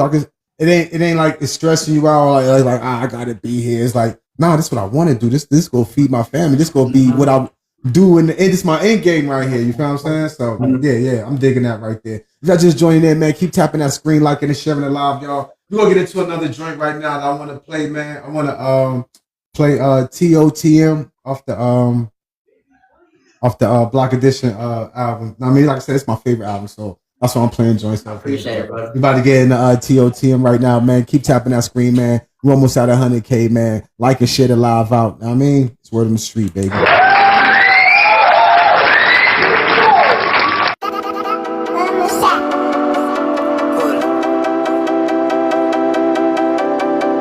Mama, stop quit making beats again. I don't used to be having time for all the bullshit. I'm always on the look. Sometimes be top of the morning. Y'all probably still in bed. Top of the morning, I'm at it again. This money like crack, I'm at it again. They couldn't stay down, I told them I ain't need them, I ain't never getting tatted again. You my dog like Kendall J, one called in, I push up. Like I gang bang, I just got full and I'm gon' throw it up. Top of the morning, I'm at it again. I need AA, I'm at it again. Bought this outfit way too small, they can't get under my skin. You my dog like sit-ups, pull-ups, then I push up. Told my niggas the sky is the limit, just look up.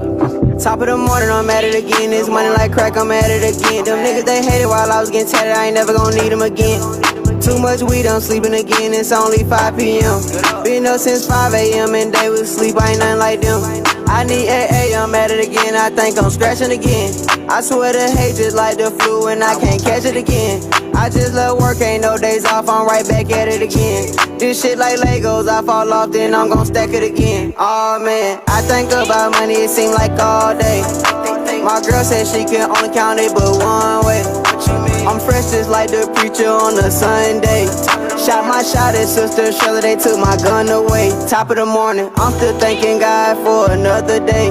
And my name is not Jesus, but Jesus, they gon' hate. I still keep my heat even in the month of May. I woke up late, ain't get no sleep, and it's already today. Top of the morning, I'm at it again. This money like crack, I'm at it again. They couldn't stay down, I told them I ain't need them, I ain't never get tatted again. You my dog like Ken G, one called and I push up. Like I gang bang, I just got full and I'm gon' throw it up. Top of the morning, I'm at it again. I need AA, I'm at it again. Bought this outfit way too small, they can't get under my skin. You my dog like sit-ups, pull-ups, then I push up. Told my niggas the sky is the limit, just look up. Top of the morning, I keep on yawning, but I'm back at it again. I'm scratching again, it's money addicted, but I'm back at it again. I took some time off from this shit, but I can't take it again. I fucked that money up before, then had to make it again. Oh man, fingers hurt, been counting up like all day. My girl say you can only count that shit one way. I'm fresh just like the deacon on first Sunday. Then I got caught fucking around with Sister Shirley friend. Not again. Top of the morning, ain't got time for no drama, and I'm back at it again. Pepto-Bismol flowing in front of the mic, I think I shit it again. Oh man, crash the van on double dare me, I'll do it again. Back at it again, crack at it again. I'm scratching again, let's get it again.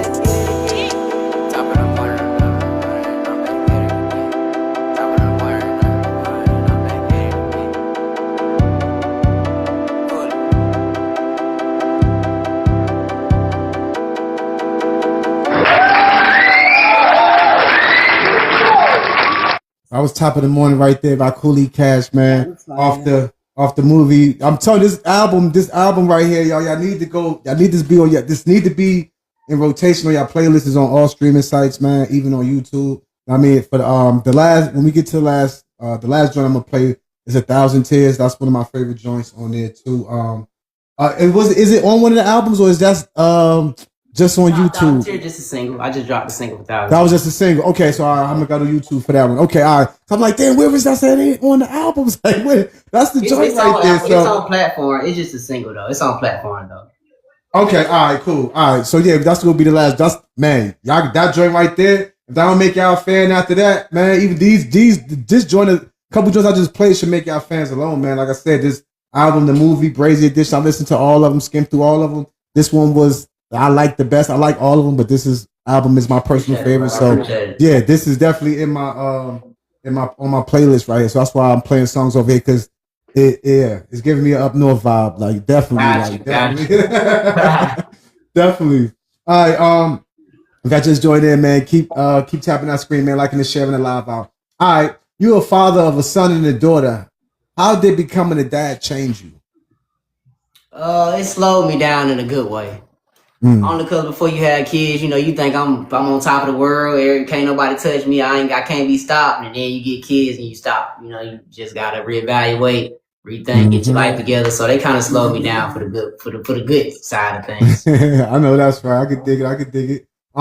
Did fatherhood make you move different? Oh yeah, definitely. I moved a lot more strategic for some reason. Like I just every decision I gotta think it out. Every choice gotta be thought out. So yeah, because I'm living for them. I ain't just living for me no more. So there you go. Yeah, I was about to say that. Like it ain't about you no more. So you gotta think about how is this gonna affect my children? Like you feel me? Yeah, definitely. What was the hardest part about balancing fatherhood and chasing your dreams? The hardest part about balancing. It's really not hard, but I guess just understanding that eventually they gonna have dreams they gonna chase. So I'm gonna have to, that's more money, more time, more motivation, more ambition, less sleep. That's what it is right there. Them chasing them, just knowing they gonna have dreams too. I gotta get mine out of the way, but you know how life go. Everybody chase dreams, so eventually, hey, I'm chasing mine, and I'm gonna eventually, whether depending on where it's at, you gotta just adjust. Mm-hmm. Yeah, and plus you could be that catalyst for them. Like they're like, okay, my dad. Okay, I can learn from what you know what I'm saying? So you want to basically you leading by example. Like, okay, I'm gonna chase my dream. I'm taking care of y'all. I'm showing y'all how to chase y'all dream at the same time. Me chasing mine. Like lead by example. Lead by example. Absolutely. Did your kids understand when you get Hold up. You understand what you do? Oh, do your kids understand about what you do now, like far as music, being a label owner? Do they get it? Do they understand? Like, okay, my dad is a rapper. Like, man, surprisingly, my son, my biggest supporter, man. Like, I could dig every song, everything. Like, again, we stream. Shout out his Uncle Cool Shot. We just was on Fortnite. Like, man, my son, we game together. Like, so that's kind of like we got that little bond where we game and stuff. So he understand completely. You know. Okay, I could dig it. My daughter, she don't care about none of that. She gonna come to your studio. I'm coming to send you a lap. We gonna record you. I'm gonna record with you. She don't care about none of that. My son, understand though. He for sure at that age is cool knowing like he know like okay, dad we gotta work. I got you. Okay, I could dig it. Okay. What kind of father do you try to be? Like, what kind of father do you want your kids to be like? You know what, my dad was this kind of father. Man, a lot of people make jokes, man. When I be like, man, I'm hard on my kids, man. I ain't like Joe Jackson, but I'm always like Joe Jackson because I mean, Joe Jackson kid became one of the kids that is. You know what I'm saying? So I try to. My son anyway. Like, look, bro, you gotta be the best. Like, you gotta be better. You gotta be better than them. You gotta be better than everybody. Like that's just. So my girl feel like I'm hard somewhat, but nah, I kind of more so feel like I'm hard on my son, but that's just because I want him to be better than me, be better than everybody, for real. Facts. I mean, plus, moms, they're more nurturing. They're more like, okay, but we like, look, we want him to be the best at whatever he want to be at. So we gotta, sometimes you gotta. That was every parent's idea when we have kids. They gotta be better than us. Since they 50% of me, 50% of their dad or their mother, they gotta be a better version of us.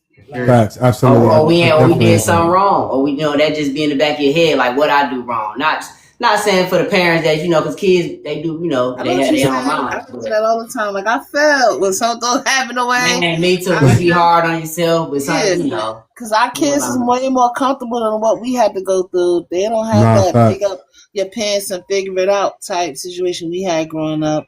Everything was accessible. So when shit be felt, I'm like, damn, did I fail as a mother? I do it all the time in here. Yeah. It's just, like you teach your kids the best and they gonna make their decisions. Mm-hmm. Absolutely. They definitely. Like for instance, why my daughter don't want to get a fucking car and the license? She likes the train and bus. I'm like, we was 17, 16. Like, I can't wait to get my own ride. Yeah. Like, did I fail? I should have been smoking when I was pregnant. You ain't got that. Oh, I'm fine. I got Uber. Oh, I can catch a train. I ain't it's about having your own. Like, yeah, right. Stars are like, nope. I'll take the bus or the train. I'm cool. Like, oh man, you crazy. And we was trying to get you a car. We trying to give you a car so you can. All right, go ahead and take the 12-hour rides to the mall and bus. Yeah, my papa always said you gotta test this. They gotta test the stove to feel the burn sometime. They ain't gonna know it's hot until it get hot. So Facts. Yeah, absolutely. Has becoming a dad made you more emotional? I'm not saying like emotional, like he's a weak. I'm just saying like far as I'm gonna say love both of my daughter. I guess that how they say the daughters hit a soft spot. They got he has 0% of tolerance when it comes to that baby girl. Yeah, man. They say it's a little room in there, but it just be like it's true. Mm-hmm. Yeah. I would think, cause I'm not a dad, but I would think that having dad would be over. Man, if I was a man, but yeah, I would think like a dad would make you more emotional, far as especially if you got a baby girl, like because you want to be empathetic to her. You know what I mean? Because you can't. Girls and boys are different, so you can't be different nurturing. Yes. So your son, you could be like, man up, like look. Know what I mean? But your daughter, you can't do that because she's a girl. Like you feel what I'm saying? So, what's something fatherhood taught you about sacrifice? What's good? Who that? Welcome in. Who that? Sis? Welcome in. Appreciate the daily heart. Me. Balance. Balance. Okay. Biggest thing, balance. I'm already a Libra, so I'm a sign of scale, but balance, like. Okay. I might gotta stop this. I'm looking at him like that's my boy, cause we Libra. October 4th over here. Oh yeah, I'm 10 days away from October 14th. Hold on, Libra gang. Oh really? Oh shit. Oh shit! The Libra gang in the building. I could dig it. Yeah, you had Gemini all weekend. I was Libra. I damn sure we did. all air signs. We all in the same boat. Yeah, pretty much. Absolutely. That's why we get along. You dig me? Thank you, Who That. Appreciate that. Appreciate you.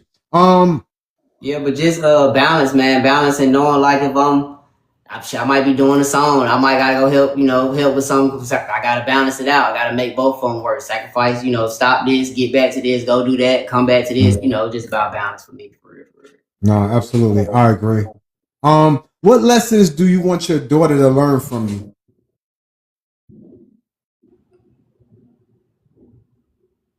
You said my bad. You said what? Oh, what lessons do you want your daughter to learn from you?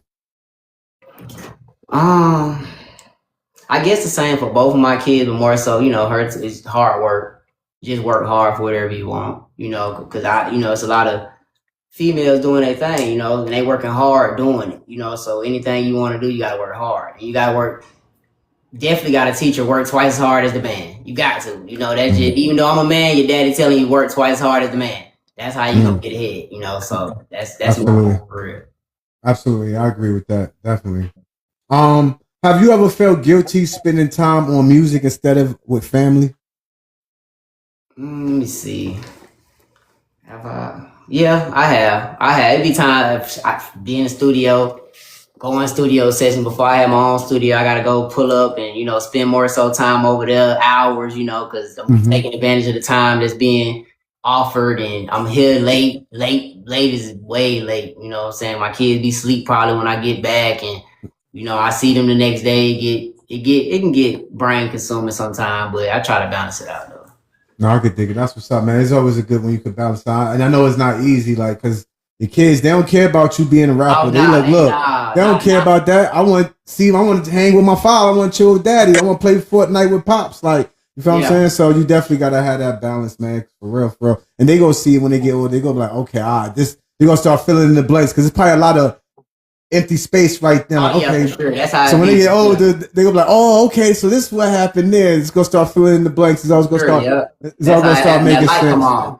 Yeah, because that's what happened with me. When I got older, the blanks started getting filled. So this is what happened with that. The hot squad that day, it started all coming together and it makes sense. Like, you feel me? How important is having a supportive partner when chasing your goals? Like, that's again, that word balance is very important, because if we don't have an understanding, then it's just chaos, or it's leading to doom anyway. So I feel like us having an understanding, me knowing that, if you got something going on, or knowing I got something going on, us having that mutual understanding, again, like the round table with PMG, is kind of the same with the partnership. Like, let's see eye to eye. I'm not bigger than you, you're not bigger than me. And that's how I kind of feel like, let's just have an understanding for the most part. No, facts. That's what's up right there. Absolutely.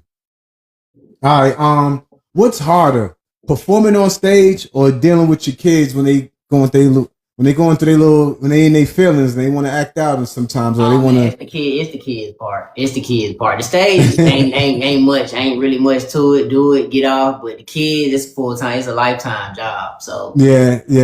I would figure that dealing with kids when they going through something is harder than being on stage, because you could just go on stage, like you said, perform. They tell you your set time. You on stage for 45 minutes, but after you off, you back to reality. But kids, that's forever. You gotta go on. You gotta be the parent. So facts, definitely. That's most definitely. What's the most dad thing you do now? Like, what's the thing you do? Like, oh yeah, that's a dad thing. Like I said yesterday, I just got out for the first time in a while. I got off the game with my son. We Fortnite together. He was excited. He killing everything. He better than me for one. So we were just playing, and I could be like, okay, this is our bonding time. I see where this going now. Like, he like playing the game. I like playing the game. So I feel like that's one thing. I was like, okay, bet, yeah, this it's cool being a dad for real. I could dig. That's what's up.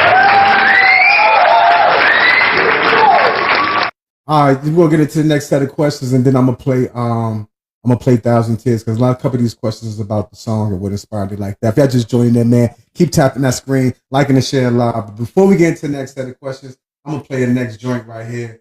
Did we play Make Believe already? No. Yeah, we did. Oh, we did. All right, Animal. That's the next one I want to play. Animal Interlude. I want to play that joint right now. If y'all just joining in, man, keep tapping that screen, like and sharing it live. This is the Word on the Street podcast live with your boy Grabo Strong 369 and guest One Coolie Cash. Now I mean, I make sure I go follow him on all platforms. His music is on all streaming platforms, but make sure y'all go stream that movie Brazy Edition. That's my favorite. You did. Y'all go to every streaming platform. Y'all go stream it up, run it up. Let's go.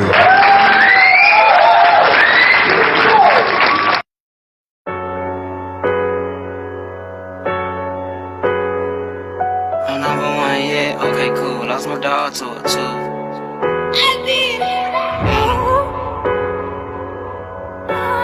Long live Lotto number 5. Long live Tom. Get that bag, get through. Same week. No number 1 yet, okay cool. Lost my dog to a 2. Ain't play BET or CBS, anything but the news. I get tired of hearing bad things. Turn my watch off and still see the time change. I could never drop a dime but have a handful of change. In the median with hazards on, I'm in my own lane. Walk through muddy Alexander, mama queens don't have no stains. Treat the yo just like a cage before the zookeeper had came.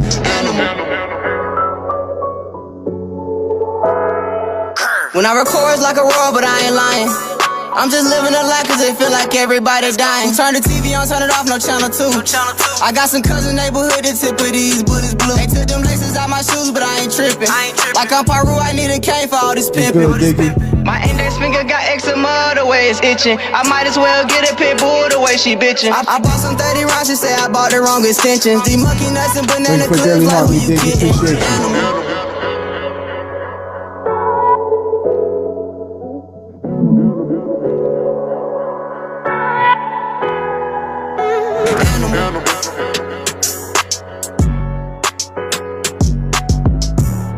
Hey, thank you for the hat mustache, Diggy. Appreciate you.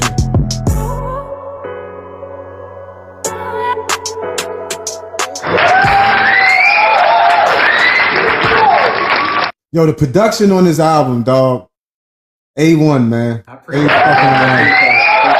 fucking one, man. The production, man. The beats is. It give me that. Know what I mean? I can hear the DMX reference, like how you say DMX wanted. I can hear some of. You feel what I'm saying? Like you could tell. I could tell that you when you said that. I'm like, oh yeah, I can hear it. Some of DMX is your influence. Know what I mean? Your music, like. But yeah, the production on this joint, man, is phenomenal, man. That's what I think. That's what what really gravitated me to this album, man, was the production. Know what I mean? Appreciate that, brother. And then the bars just not me complimented, man. For real, for real. This is a good album, man. I really like it, dog. For real. Yes. If y'all just joining in, keep tapping that screen. Diggy, what's good? What's good? You know you can come up anytime you want, girl. Know what I mean? If y'all just joining in, man, keep tapping that screen, man. It's the Word on the Street podcast live. I'm interviewing my guest. Know what I mean? One Coolie Cash. You dig me? All right, we about to get into the next segment. Know what I mean? We're gonna play the next song after this next set of questions. We're gonna play 1,000 Tears. I'm gonna play the couple. I'm gonna play that and at the end of the show because it deserves to be the last song of the show. You dig me? So let's talk about your song 1,000 Tears and what inspired that record. 1,000 Tears. I kind of just made that in reference to the ladies. Shout out to the ladies. In the sense of just going to the club, tired of it, fed up, probably sitting at the bar, had a long day. You know, ladies go through it just like the men do, so they probably was doing they wanted to. You know, I just kind of put my mind in the set. If I was in the club, just mind going through it and a lot going on, got to go to work in the morning, but I'm still in the club. Pretty much how, you know, women that's getting it live. So, you know, shout out to them. But that's kind of where I was at when I made that song. I was like, let me try to get in the bag for the females, get the females something to vibe to too. Okay, that's dope. Yeah. Okay, so Burner Productions. Okay, so that's the name of your producer. Oh yeah, producer, engineer. Yeah, he do everything for sure. Okay, shout out to Burner, man. Shout out to Burner, man. Did your thing on that album, bro. For real. Was the last song based on personal experience? The Animal joint, was that based on personal experience? Yeah, it was, man. I we took a few losses definitely around that time, made the song. So, you know, I'm kind of the type, I'm gonna put it on paper, you know, Lotto, Noon, you know, at the time Noon was still here, but Lotto, Ski, God bless the dead, a lot of them was just gone at the time. I was like, you know, I'm an artist, so I can't shelter it in, because at that time, like you said, it was one of them moments where you said, like, did you ever thought about falling back? And I was like, dang, because, you know, they was definitely ones rooting for me in my corner, like with their music, like, go keep going. So when it came down to that, I was like, but yeah, for sure. Nah, I could dig it. I could definitely dig it. Do you think pain creates the best music? Depending on what mood you in.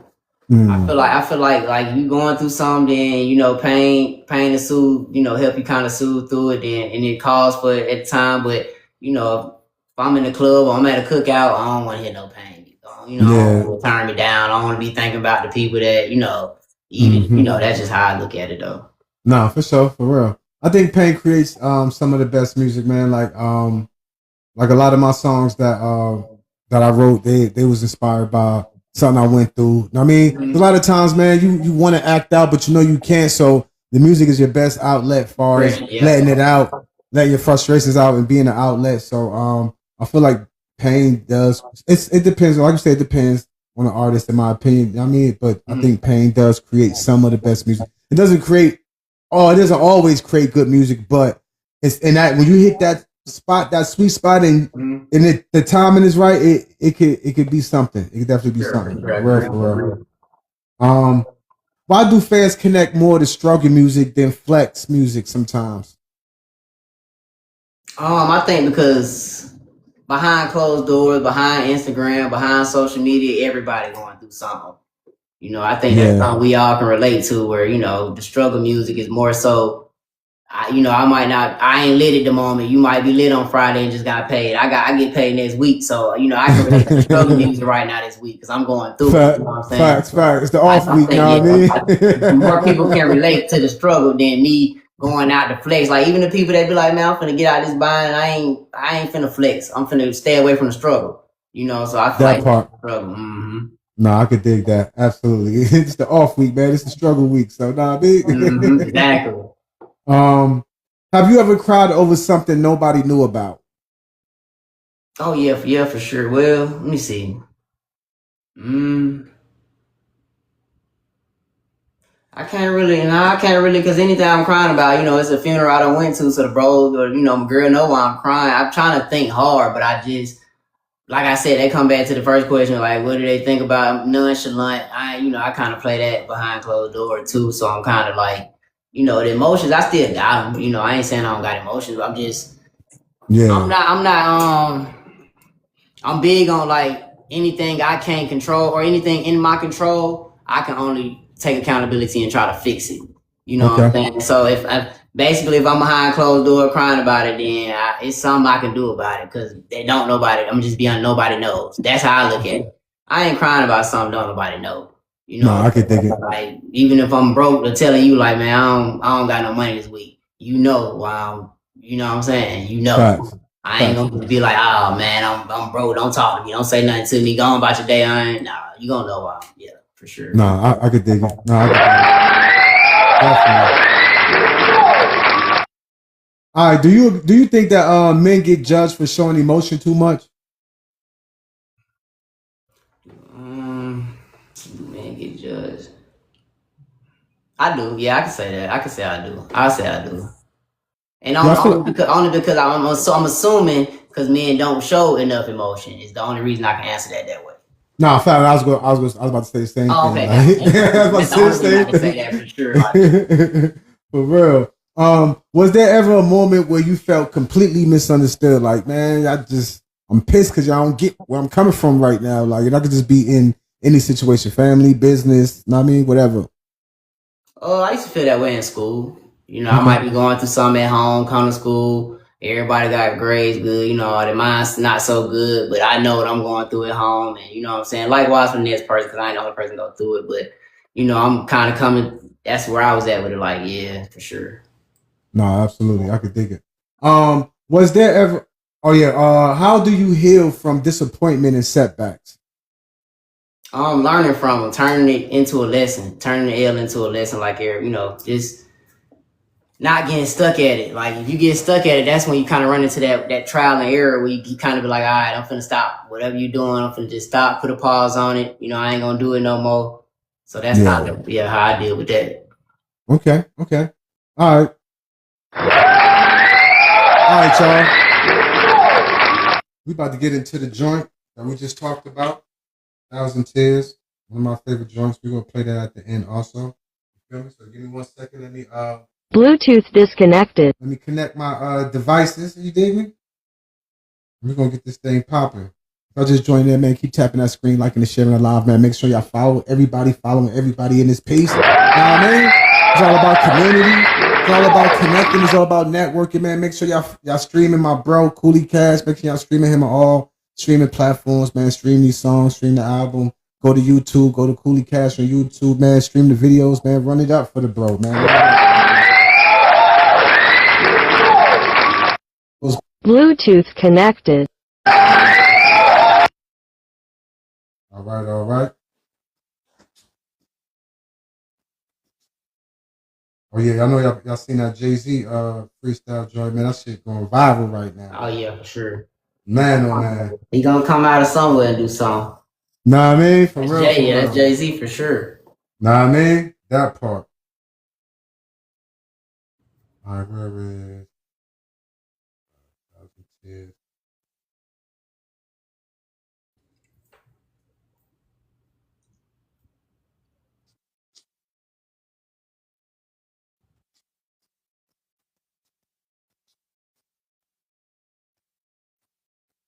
So it was the same shit at work today, normal shit at work? Yeah, normal. Normal. Normal shit. Oh, here we go. All right, y'all. We about to play 1,000 Tears right now, man. I mean, Coolie Cash is one of his hot joints, one of his fire joints. Know what I mean? We about to get into it, man. Word on the Street podcast live, y'all. Still in the trenches.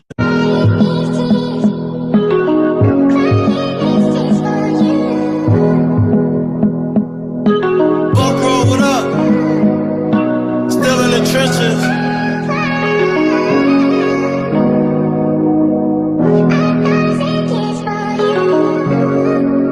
My chain too.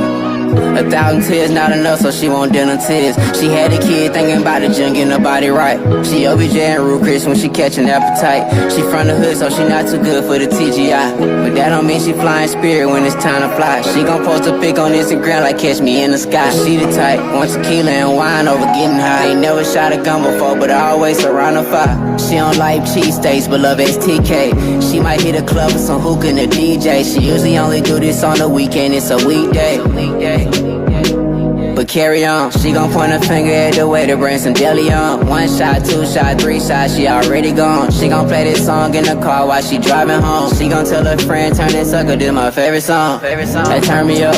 Hey girl, turn me up. She just spent 1,000 in the club, nobody fuck with her. She gon' double dutch straight to the bank and try to double up. Then do it all again, it's the weekend like we turning up. She anti but had to post enough for social media. She don't need no nigga to tell her how much she turned up. She just booked a flight from Atlanta, she going to Canada. 1,000 tears or the dinner tears, she done cried enough. 1,000 tears or the dinner tears, she done cried enough. 1,000 tears or the dinner tears, she done cried enough.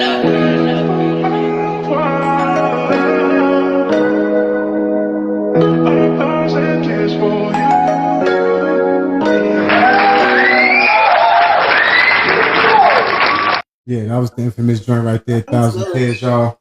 Yeah, y'all go stream that on YouTube. Y'all go find it on YouTube, 1,000 Tears. Type in 1,000 Tears, Coolie Cash.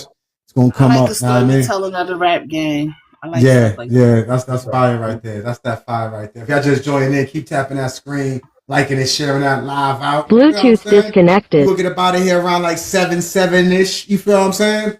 Because you know, that's what we do here, man. I've been on here all weekend. We're putting in this work, man. You know what I mean? So, but hey, that's what you got to do, man. If you want to chase your dream, you want to chase what you want to do, man, you got to put the work in, man. You feel what I'm saying? Like, that's what I like about Coolie and what he's doing, him and what his team doing. I mean, they pushing the envelope. Like, look, now we're going to make this pop. Like, now I mean, we're going to do it. We're going to do it together. We're going to do it as a team. We're going to do it as a squad. You feel what I'm saying? So visuals are out. Go check them visuals out. Some of the coldest graphics you will see. Some of the coldest recipes you're going to see that's been cooked up with these videos. Stay tuned. Right. More work on the way. More merch on the way. Pay More Global. More hats coming out. Different colorways. Tap in. Tap in. That's something you heard him. You heard him tap in, man. Tap in with the movement, man. For real. For y'all always welcome to come up here. Whatever y'all got going on. If y'all want to promote whatever, I know y'all always welcome here, man. All right. We're gonna get into the next set of questions right here. Last couple questions right here. What's your biggest industry pet peeve? Looking down on upcoming artists, the underdogs. Not enough room, I feel like, for exposure for upcoming artists anymore. You know, I feel like it's more so either you're hot or you're not, you know what I'm saying? So I feel like that's the biggest pet peeve, is not understanding it. It's people still grinding, people who, you know, still just genuinely love to make music, whether it's for the money or not. It's still everything not for the love of money, you know what I'm saying? So that's my biggest pet peeve, not understanding that upcoming artists are doing it and grinding hard independently with their own money. So yeah, that's my biggest Facts.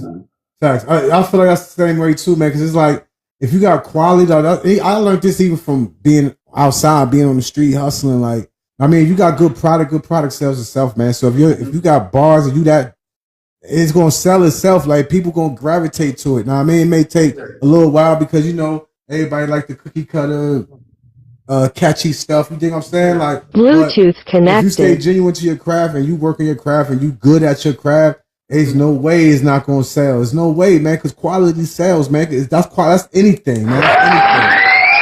You know what I'm saying? And what y'all got going on is definitely quality. So, you know what I mean? As long as y'all keep the quality, y'all ain't gonna have no problems. You know what I mean? Y'all gonna be good. For real. All right. Is clout more important than talent nowadays? Yes, if you take advantage of it. Okay. Some cloud, it'll come across your doorstep and it'll be gone tomorrow, you know. So I would definitely say it depends on if you're taking advantage of it in the situation, if it present itself. Nah, absolutely. Sure. Now, anyway. Mm-hmm. Yeah. I think with some artists, they think clout is better than talent. You think what I'm saying? Mm-hmm. Clout gonna get you in the door, but your talent gonna have to get you the bag, in my opinion. Like, you know what I'm saying? Like, so yeah. Do artists fake lifestyles to look successful? Mm-hmm. Yeah, for sure. faking it till you make it is still a thing, for sure. Yeah, faking it till you making it is still a thing, and I don't judge. I wouldn't want anybody judging me, so faking it till you make it is definitely still a thing. And I mean, I feel like the major artists do it too. Still, being honest, secret between us, I just feel like major artists do it too. I mean, facts. No, I feel like I think feel like a lot of artists, they do fake it till they make it. Yeah, it's all a matrix. It's all a matrix. Yeah, I mean, it's like, I understand you got to, you know what I mean, but just be something that's believable. Like, I mean, like, if you go fake it till you make it, still be yourself in some way. I don't know if that makes sense. I fall out of artists real quick once I know, like, oh, you didn't even live this lifestyle that you're rapping about. Yeah. Now, if you want to be a storyteller, then, just say you're a storyteller. But don't tell me you out here killing, selling, all this other stuff. And you never even seen a real gun or nothing. For sure. So that's when I fall out. Like, I don't like this. Like, I can't fuck with this artist no more, because I fell in love with the rawness of them. And then when you figure out, like, that's not who they is, that fake it till you make it, that's the part that turned me off. Yeah, but I don't mind if you got fake jewelry on, if you know what I'm saying, you got to do a lot of promoting, all that. That's part of the game. But don't sit here and say you this and that, and you not that. You can just be a storyteller. Just say you tell stories of other people's experience, and then I'll still be into your art. I'll be into your music. I'll be like, okay. But don't tell me you're a killer when you don't do nothing but fucking plant fucking roses and plant. That's bad. And that's a lot of that. It's 70% of that going on. Even with the girls, don't say you out here shaking your ass. You got the best pussy is wet and your shit like water. Don't do that. I don't say. Don't say like I like Cardi, but you said you wasn't getting your teeth done. You're not getting boobs. Now you walking around looking like Jessica from Who's Eating Roger Rabbit. Like, I like your art, but I lost respect for you. Like, come on, man. Yeah, for sure. No, I understand that. I understand. I agree with that. For real. All right. What's worse? Fake streams, fake jewelry, or fake gangster stories? Gangster stories. Gangster stories. Yeah, I think fake gangster stories is the worst, man. I could deal with the fake streams and the jury. All right, when you got a fake gangster story, because a lot of that about the stories. You gonna find out. One thing about those stories, it come a day you gotta live and walk in them shoes. You said you was winning, my boy. Damn for sure. Damn for sure. You ain't never lied. Studio gangster. He took your boy life and you put that energy out. It's gonna come to you though. Nah, facts. Absolutely. You ain't never lie about that. There's nothing wrong with being a normal guy. Always been a gangster. It's not like the it thing. Yeah, I think that's what's portrayed. There's something wrong with being, you know what I'm saying? I definitely think that's cool. Yeah, it's cool being a regular dude. Like, you know what I'm saying? It's a little harder to get on. I feel like it's a little harder to get on because the industry pushing, you know, us killing each other, you know. So we coming with this player music like 1,000 Tears and you know, it take relatable ears to, you know, to rock with us. But everybody, you know, like she say, motherfucker ain't shaking no ass, motherfucker ain't shooting nobody. They don't want to hear it. That part. Yeah. You know? They don't. That part. Absolutely. Would you sign a major deal if the money was right? Like, would y'all do like a big distribution deal or a label deal if the money was good for everybody and everybody involved? Honestly, when you say everybody involved, I would take that sacrifice. I go back to the whole sacrifice thing. Well, you know, if everybody involved, we work, you know, we feel like, all right, we don't put in the work for this. And again, we all come to the table and say, all right, bro, we here. It's J and A. We gonna keep grinding from the ground up, or we gonna build another house because now they want this one. It's just, you know, it's gonna come for us as a collective to say, all right, it's time. You know. Yeah.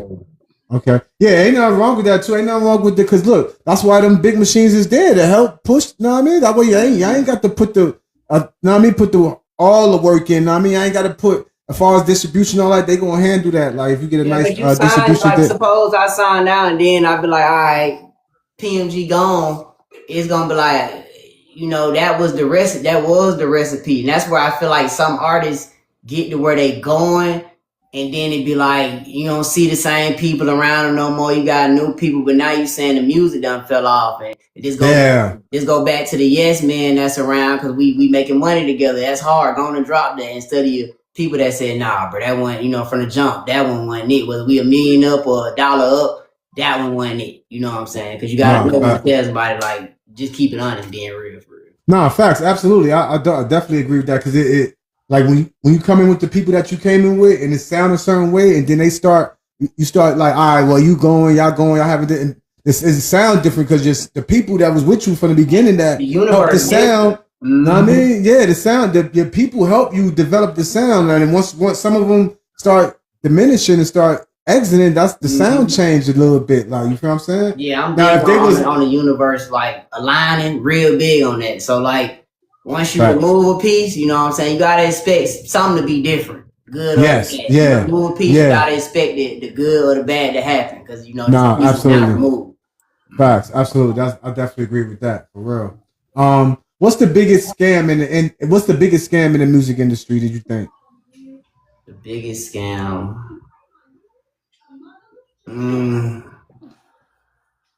What's the biggest scam in it? Let me see. That's a tough question. I'm gonna say the promoter side of things. I feel like the promoter side of things, when you think about like okay, for instance, one night we grinded, we put in the work, we got out here, and it was like, all right, you gonna go on at this time, but this time wasn't really that time. So you know, I feel like that be the scam part with the people that you know, you take advantage of trying to go somewhere and the promoter's doing business, and then it comes down to, oh, you're not going on at this time, or you're not. And it ain't just me that's saying this. I see other artists that be saying like, bro, these promoters be janky. They told me I was gonna have this and have that when I came. I ended up going on at 4 o'clock when my folks came, and then, you know, they was sleeping at 4 a.m. because it's just unprofessionalism when it comes to the promoter side of things sometimes. Okay. It be kind of, and I can only say that from up and coming because that's the most side of business you're going to deal with being an independent artist is the promoters, because y'all got to kind of work that, you know, it work hand in hand. I ain't saying we don't need the promoters, but the ones that just selling you a dream just to get a night sold, those be the ones you be like, all right, that's where the discouragement be like, all right, put this money for this section, I spent this, told all them people to come, which it looked good, but you know, it didn't make sense at the end of the night when you the one that broke the bread or the one that sat at the table and said, look, this we expect out of this. You know what I'm saying? Yeah, they be wondering why the owner of the club in the back of the building in the dumpster looking fucked up because the goons done got them for playing with their money. And that's how it always happens every time. It always happens like that. You go there, you say all right, and then it be like, all right, on to the next club. Now the promoter or something, just happen like that. Mm-hmm. I could dig it. Do you think artists are pressured to act toxic for attention? I think like Kitty said, it depends on what you're rapping about.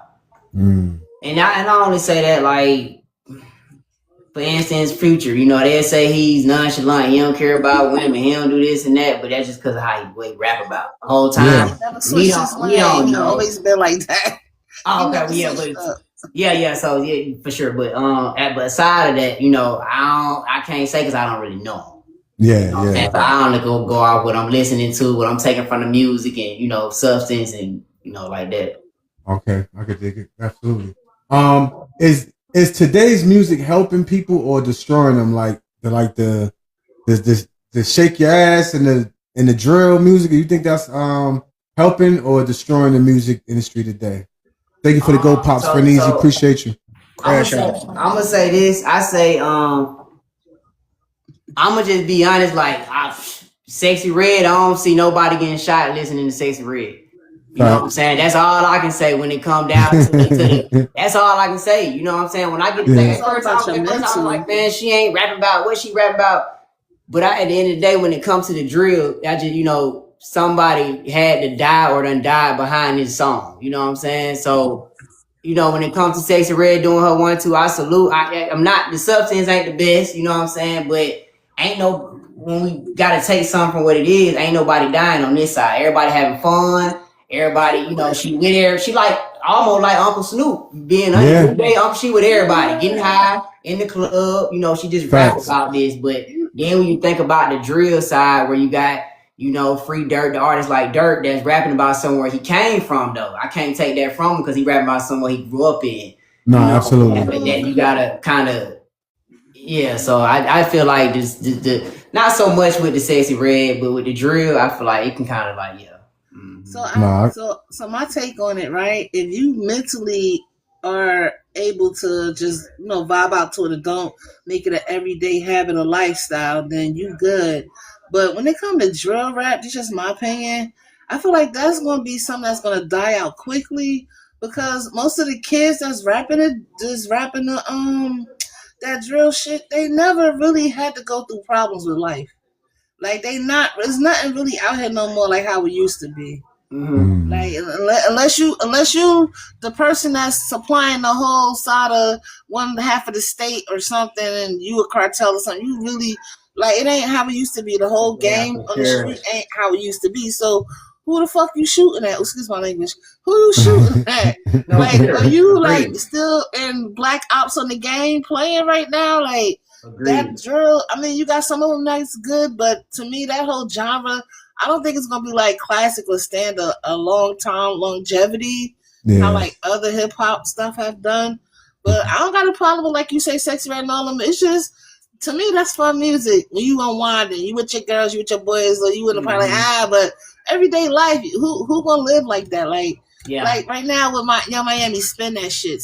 Like you really like it's just something to be fun. But if you gonna live it out, then that's mentally short for as an adult. Kids is different. It's the wrong message. I agree completely. I definitely agree with that. I feel you on that for real. You telling everybody to go be a booster. You got that lawyer money. That's all that matters.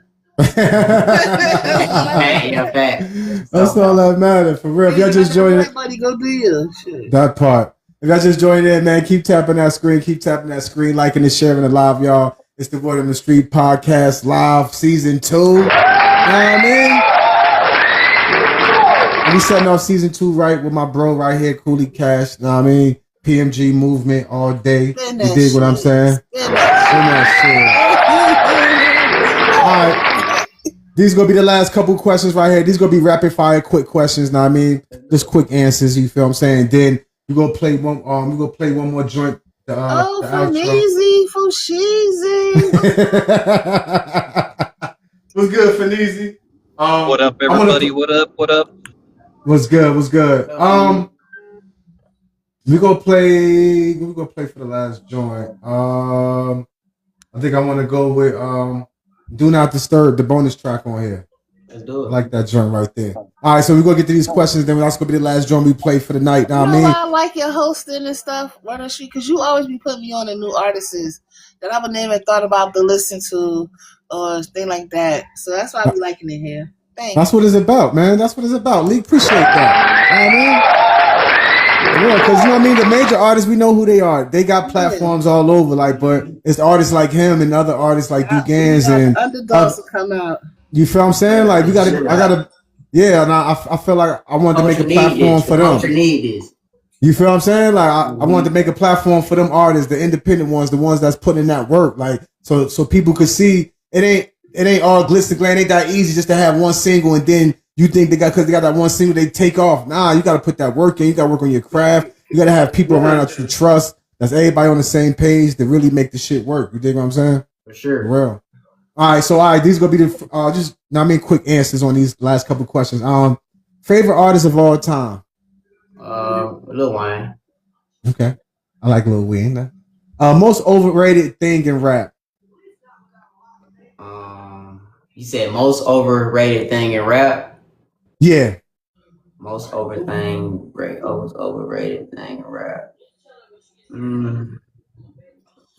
Most overrated thing in materialistic stuff.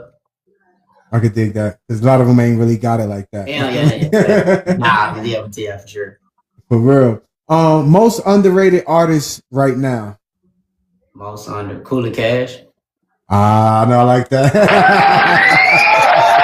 I like that. No, I mean, as he should. For real. Proceed, King. I could dig that. I know that's right. Studio or performing live? Studio or performing live. I like performing live. Okay. I like performing live. Mm-hmm. Performing live is dope. I like that too. Rich and unknown or famous and broke? Rich and unknown for sure. There, y'all take that. No, I go under a rock somewhere. Just let me get mine. I'm out the way. You know what I mean? Like for real. Mm-hmm. All right. Would you rather lose your phone for a month or lose access to music for a month? Shit. Oh, you said lose the phone. Yeah, would you rather lose your phone for a month or lose access to music for a month? I'm gonna be honest, man. Take the phone. I need some alone time anyway. Go on, take the phone. I need that music. I'm gonna be honest. I need that music. No, facts. I be needing that music, man, for real. Like, yeah, that part. Biggest red flag in people that from your experiences. Biggest procrastination. Okay. I'll say procrastination for sure. All right. Biggest green flag in people. Motivation. Like that's a green flag. If you're a motivator, then I'm all for it. Nah, absolutely. If Cooley Cash wasn't doing music, what would he be doing? If Cooley Cash wasn't doing music, I'll probably be drawing. I stopped drawing to pursue music, but I used to know how to draw. Like, I used to know how to draw good, too. Like, okay. I just stopped when I picked the love up for music. I was like, you know what, the drawing, I'm good on it.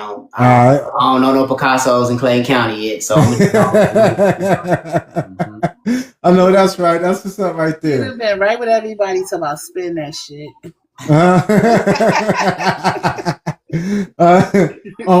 One message for everybody watching the Word on the Street podcast live right now. What message would you give them right now?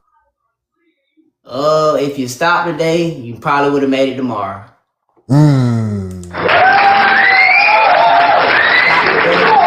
Probably could have made it tomorrow. That's dope right there. I like that. All right, y'all. If y'all just joined in, man, keep tapping that screen, man. We're gonna play the last joint, and then after that, if anybody in the audience want to ask some questions, I can ask him a couple questions. Then we get up out of here. I'll do my outro, and then You feel me? Don't forget to come Wednesday, 6 p.m. Wind Down Wednesday, y'all. We doing Aaliyah, y'all.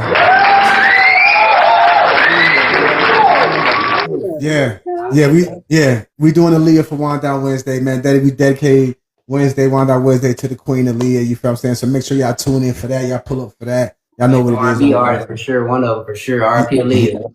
Yes, R.I.P. Aaliyah. All right, y'all. Before I play the last joint, Leak, you got any questions for Cooler Cash? E-Money, Ferneezy? Do you got any questions? Okay, y'all got any questions for him before I play the last joint? Or anybody in the panel? I mean, anybody in the chat that want to come up? Yeah, go ahead. In your opinion, what's the most underrated rapper out there? Oh, he said him. I think he said he had named himself. Oh yeah, for sure. I said me for sure. Yeah, he named himself as underrated. Yeah. You got another question for him, Fernezy? Okay, then flip side. Who is the most overrated rapper out there right now? Oh, that's a good one. Overrated. The most overrated. No shots, but I just never cared for D-Lo. Okay. I never D-Lo. I just always been like, what do y'all like? I need to know. Somebody point and let me know what y'all feeling, but there's no saying again. I just never understood the D-Lo stuff. I was, I be all type of music. It's not that much rotation up north with that D-Lo guy. Oh yeah. Okay. They flooded them on us, kid. They flooded them on us. I'm not gonna lie. Like we had to hear him, so I had to be like, "What's to him?" Okay. So he the down south biggest. He came in. Yeah, I heard his music though, but he not heavy rotation up north. Oh, okay. Yeah. We gotta fuck with this drill rap bullshit. Yeah, for sure. For real. All right, y'all. We about to play the last joint before we get up out of here. We're gonna play the last joint, which is called "Do Not Disturb." It's the bonus track on the movie album, Brazy Edition. I mean, make sure y'all go stream that on all streaming platforms, y'all. Let's go. And if y'all haven't followed Coolie Cash, make sure y'all go follow him. Go to his YouTube. Go to his Instagram. Go to his Facebook. Go to his TikTok. Run up the content, man. Run up the content. Run up the music, man. Let's go, man. The streams, man. You feel me? I'm trying to get him on a TikTok wave. You feel what I'm saying? Getting him on him. I'm showing him how the TikTok thing work and how he can get on here, build the platform, build his community. So, you know what I mean? He already a part of our community. So he already got a family here. When he ready to come on and start doing his stuff, this on TikTok, he already know. You know what I mean? He already know. LJ, what's good, LJ? Make sure I go follow LJ. That's my sis, too. Make sure I go follow her. You dig what I'm saying? Everybody follow everybody. Lucky Charm just came in the building. Y'all make sure I go follow Lucky Charm, too. You dig me? Yeah, we all family here, y'all. So we about to get into the last drink right here. Do Not Disturb by Coolie Cash, y'all. Know what I mean? PMG in the building.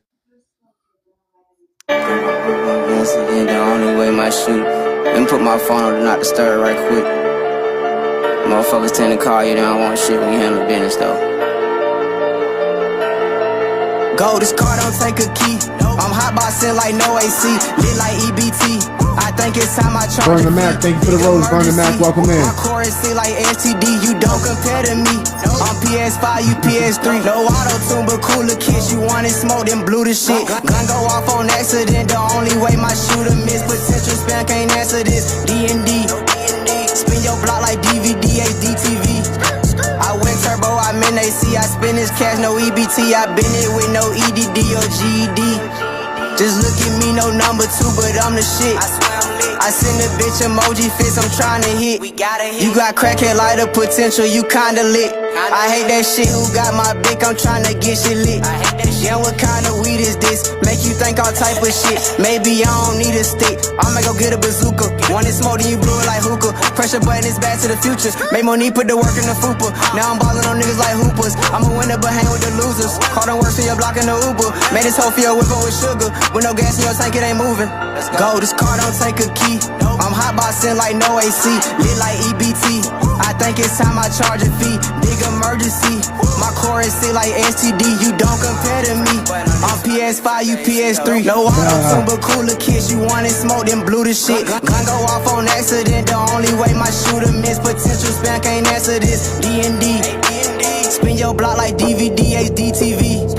I press the button, pop the trunk, but can't forget I'm from the hood. Ramen noodles, fish sticks, and canned goods.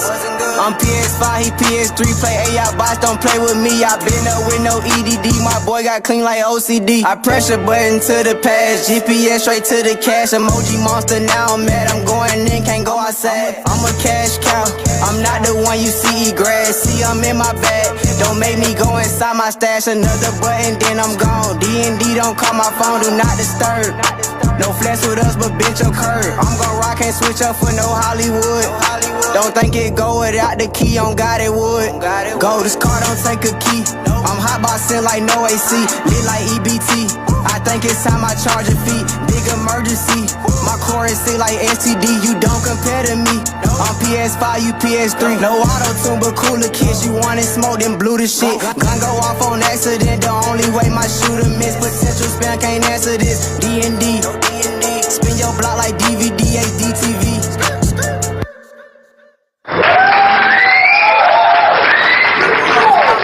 The only way my shooter missed. Oh, this one. This I'm PS5, you This PS3. one number one. Then the second one was the story telling about the girl taking trips and shit. And then the very first song. I definitely like that. I like them all, but I'll just tell you what's resonating with me the most. I appreciate it. Yeah. I told y'all this album right here, man. This the one right here. I like this album right here, man. All right, so what's next for Coolie Cast? What's you got any new music coming out? You got anything you want the people to know that you're putting out that's new? Yeah, man. Like I said, like PMG Quez said, man, we got more merch on the way, man. I got a new single finna come out, man. Struggle First, featuring my boy Blocko. Make sure y'all go tune in when that drop. Make sure y'all follow on the YouTube, One Coolie Cash on all platforms. For the most part, I got new music dropping, man. New videos, it's in the mix now. I got new merch pressing up, so that's what I'm on. Okay, all right, that's what I'm talking about. All right, y'all. This is the end of the show, man. Know what I mean? I appreciate Coolie Cash. I appreciate PMGQ and his people coming up. I appreciate all y'all in the studio audience coming through. High Vibration TT was good. I mean, so next week, Wednesday, Wind Down Wednesday, y'all. Aaliyah, Wind Down Wednesday, y'all. Don't forget. Know what I mean, and next week on the 12th, TT, since you in here, can we confirm our interview for the 12th so I can let everybody know right now? Can you confirm? TT, High Vibration TT. Make sure I go follow her. Well, if she is confirming, yes, I will be interviewing her on the 12th. It'll be a Friday interview. You feel what I'm saying? I'll make sure I go follow her. It's gonna be dope. She gonna be telling us about how confirmed. There we go. So yeah, she gonna be telling us how she got on TT, her in the Battle League, and how she made it to the. She made it to the A League, and how her journey on here is, man. She gonna be telling us some things and teaching us some things. You know what I mean? So I make sure I follow. I make sure y'all stay tuned for that, man. For real. So yeah, y'all. I appreciate everybody coming in. I'm gonna drop everybody at the same time. I'm gonna do my final thought, and then we go about it here. Coolie Cash, I appreciate you, man. One more time, man. Y'all give it up for Coolie Cash. One more game. Give it up for him. You know what I'm saying? I appreciate you being on the show, man. Keep doing your thing, man. I'm gonna see you at work tomorrow, my brother. You know, I appreciate it, brother. Love. For sure. You already know. Yes, sir. All right, y'all. Let me get my screen right, and then I'm gonna do my last my final thought, like Jerry Springer. You feel me? All right, y'all. Shout out to Coolie Cash for coming through the Word on the Street podcast live, y'all. You know what I mean? Tell everybody where you can follow. Well, y'all know y'all can follow him. Go follow him. One Coolie Cash on TikTok. Know what I mean? One Coolie Cash, one word on YouTube. Go stream the visuals. Know what I mean? Coolie Cash on all streaming platforms, Tidal, Shopify, Apple Music, iTunes, all that good stuff. You dig what I'm saying? So shout out to Pay More Global, man. Shout out to y'all, man.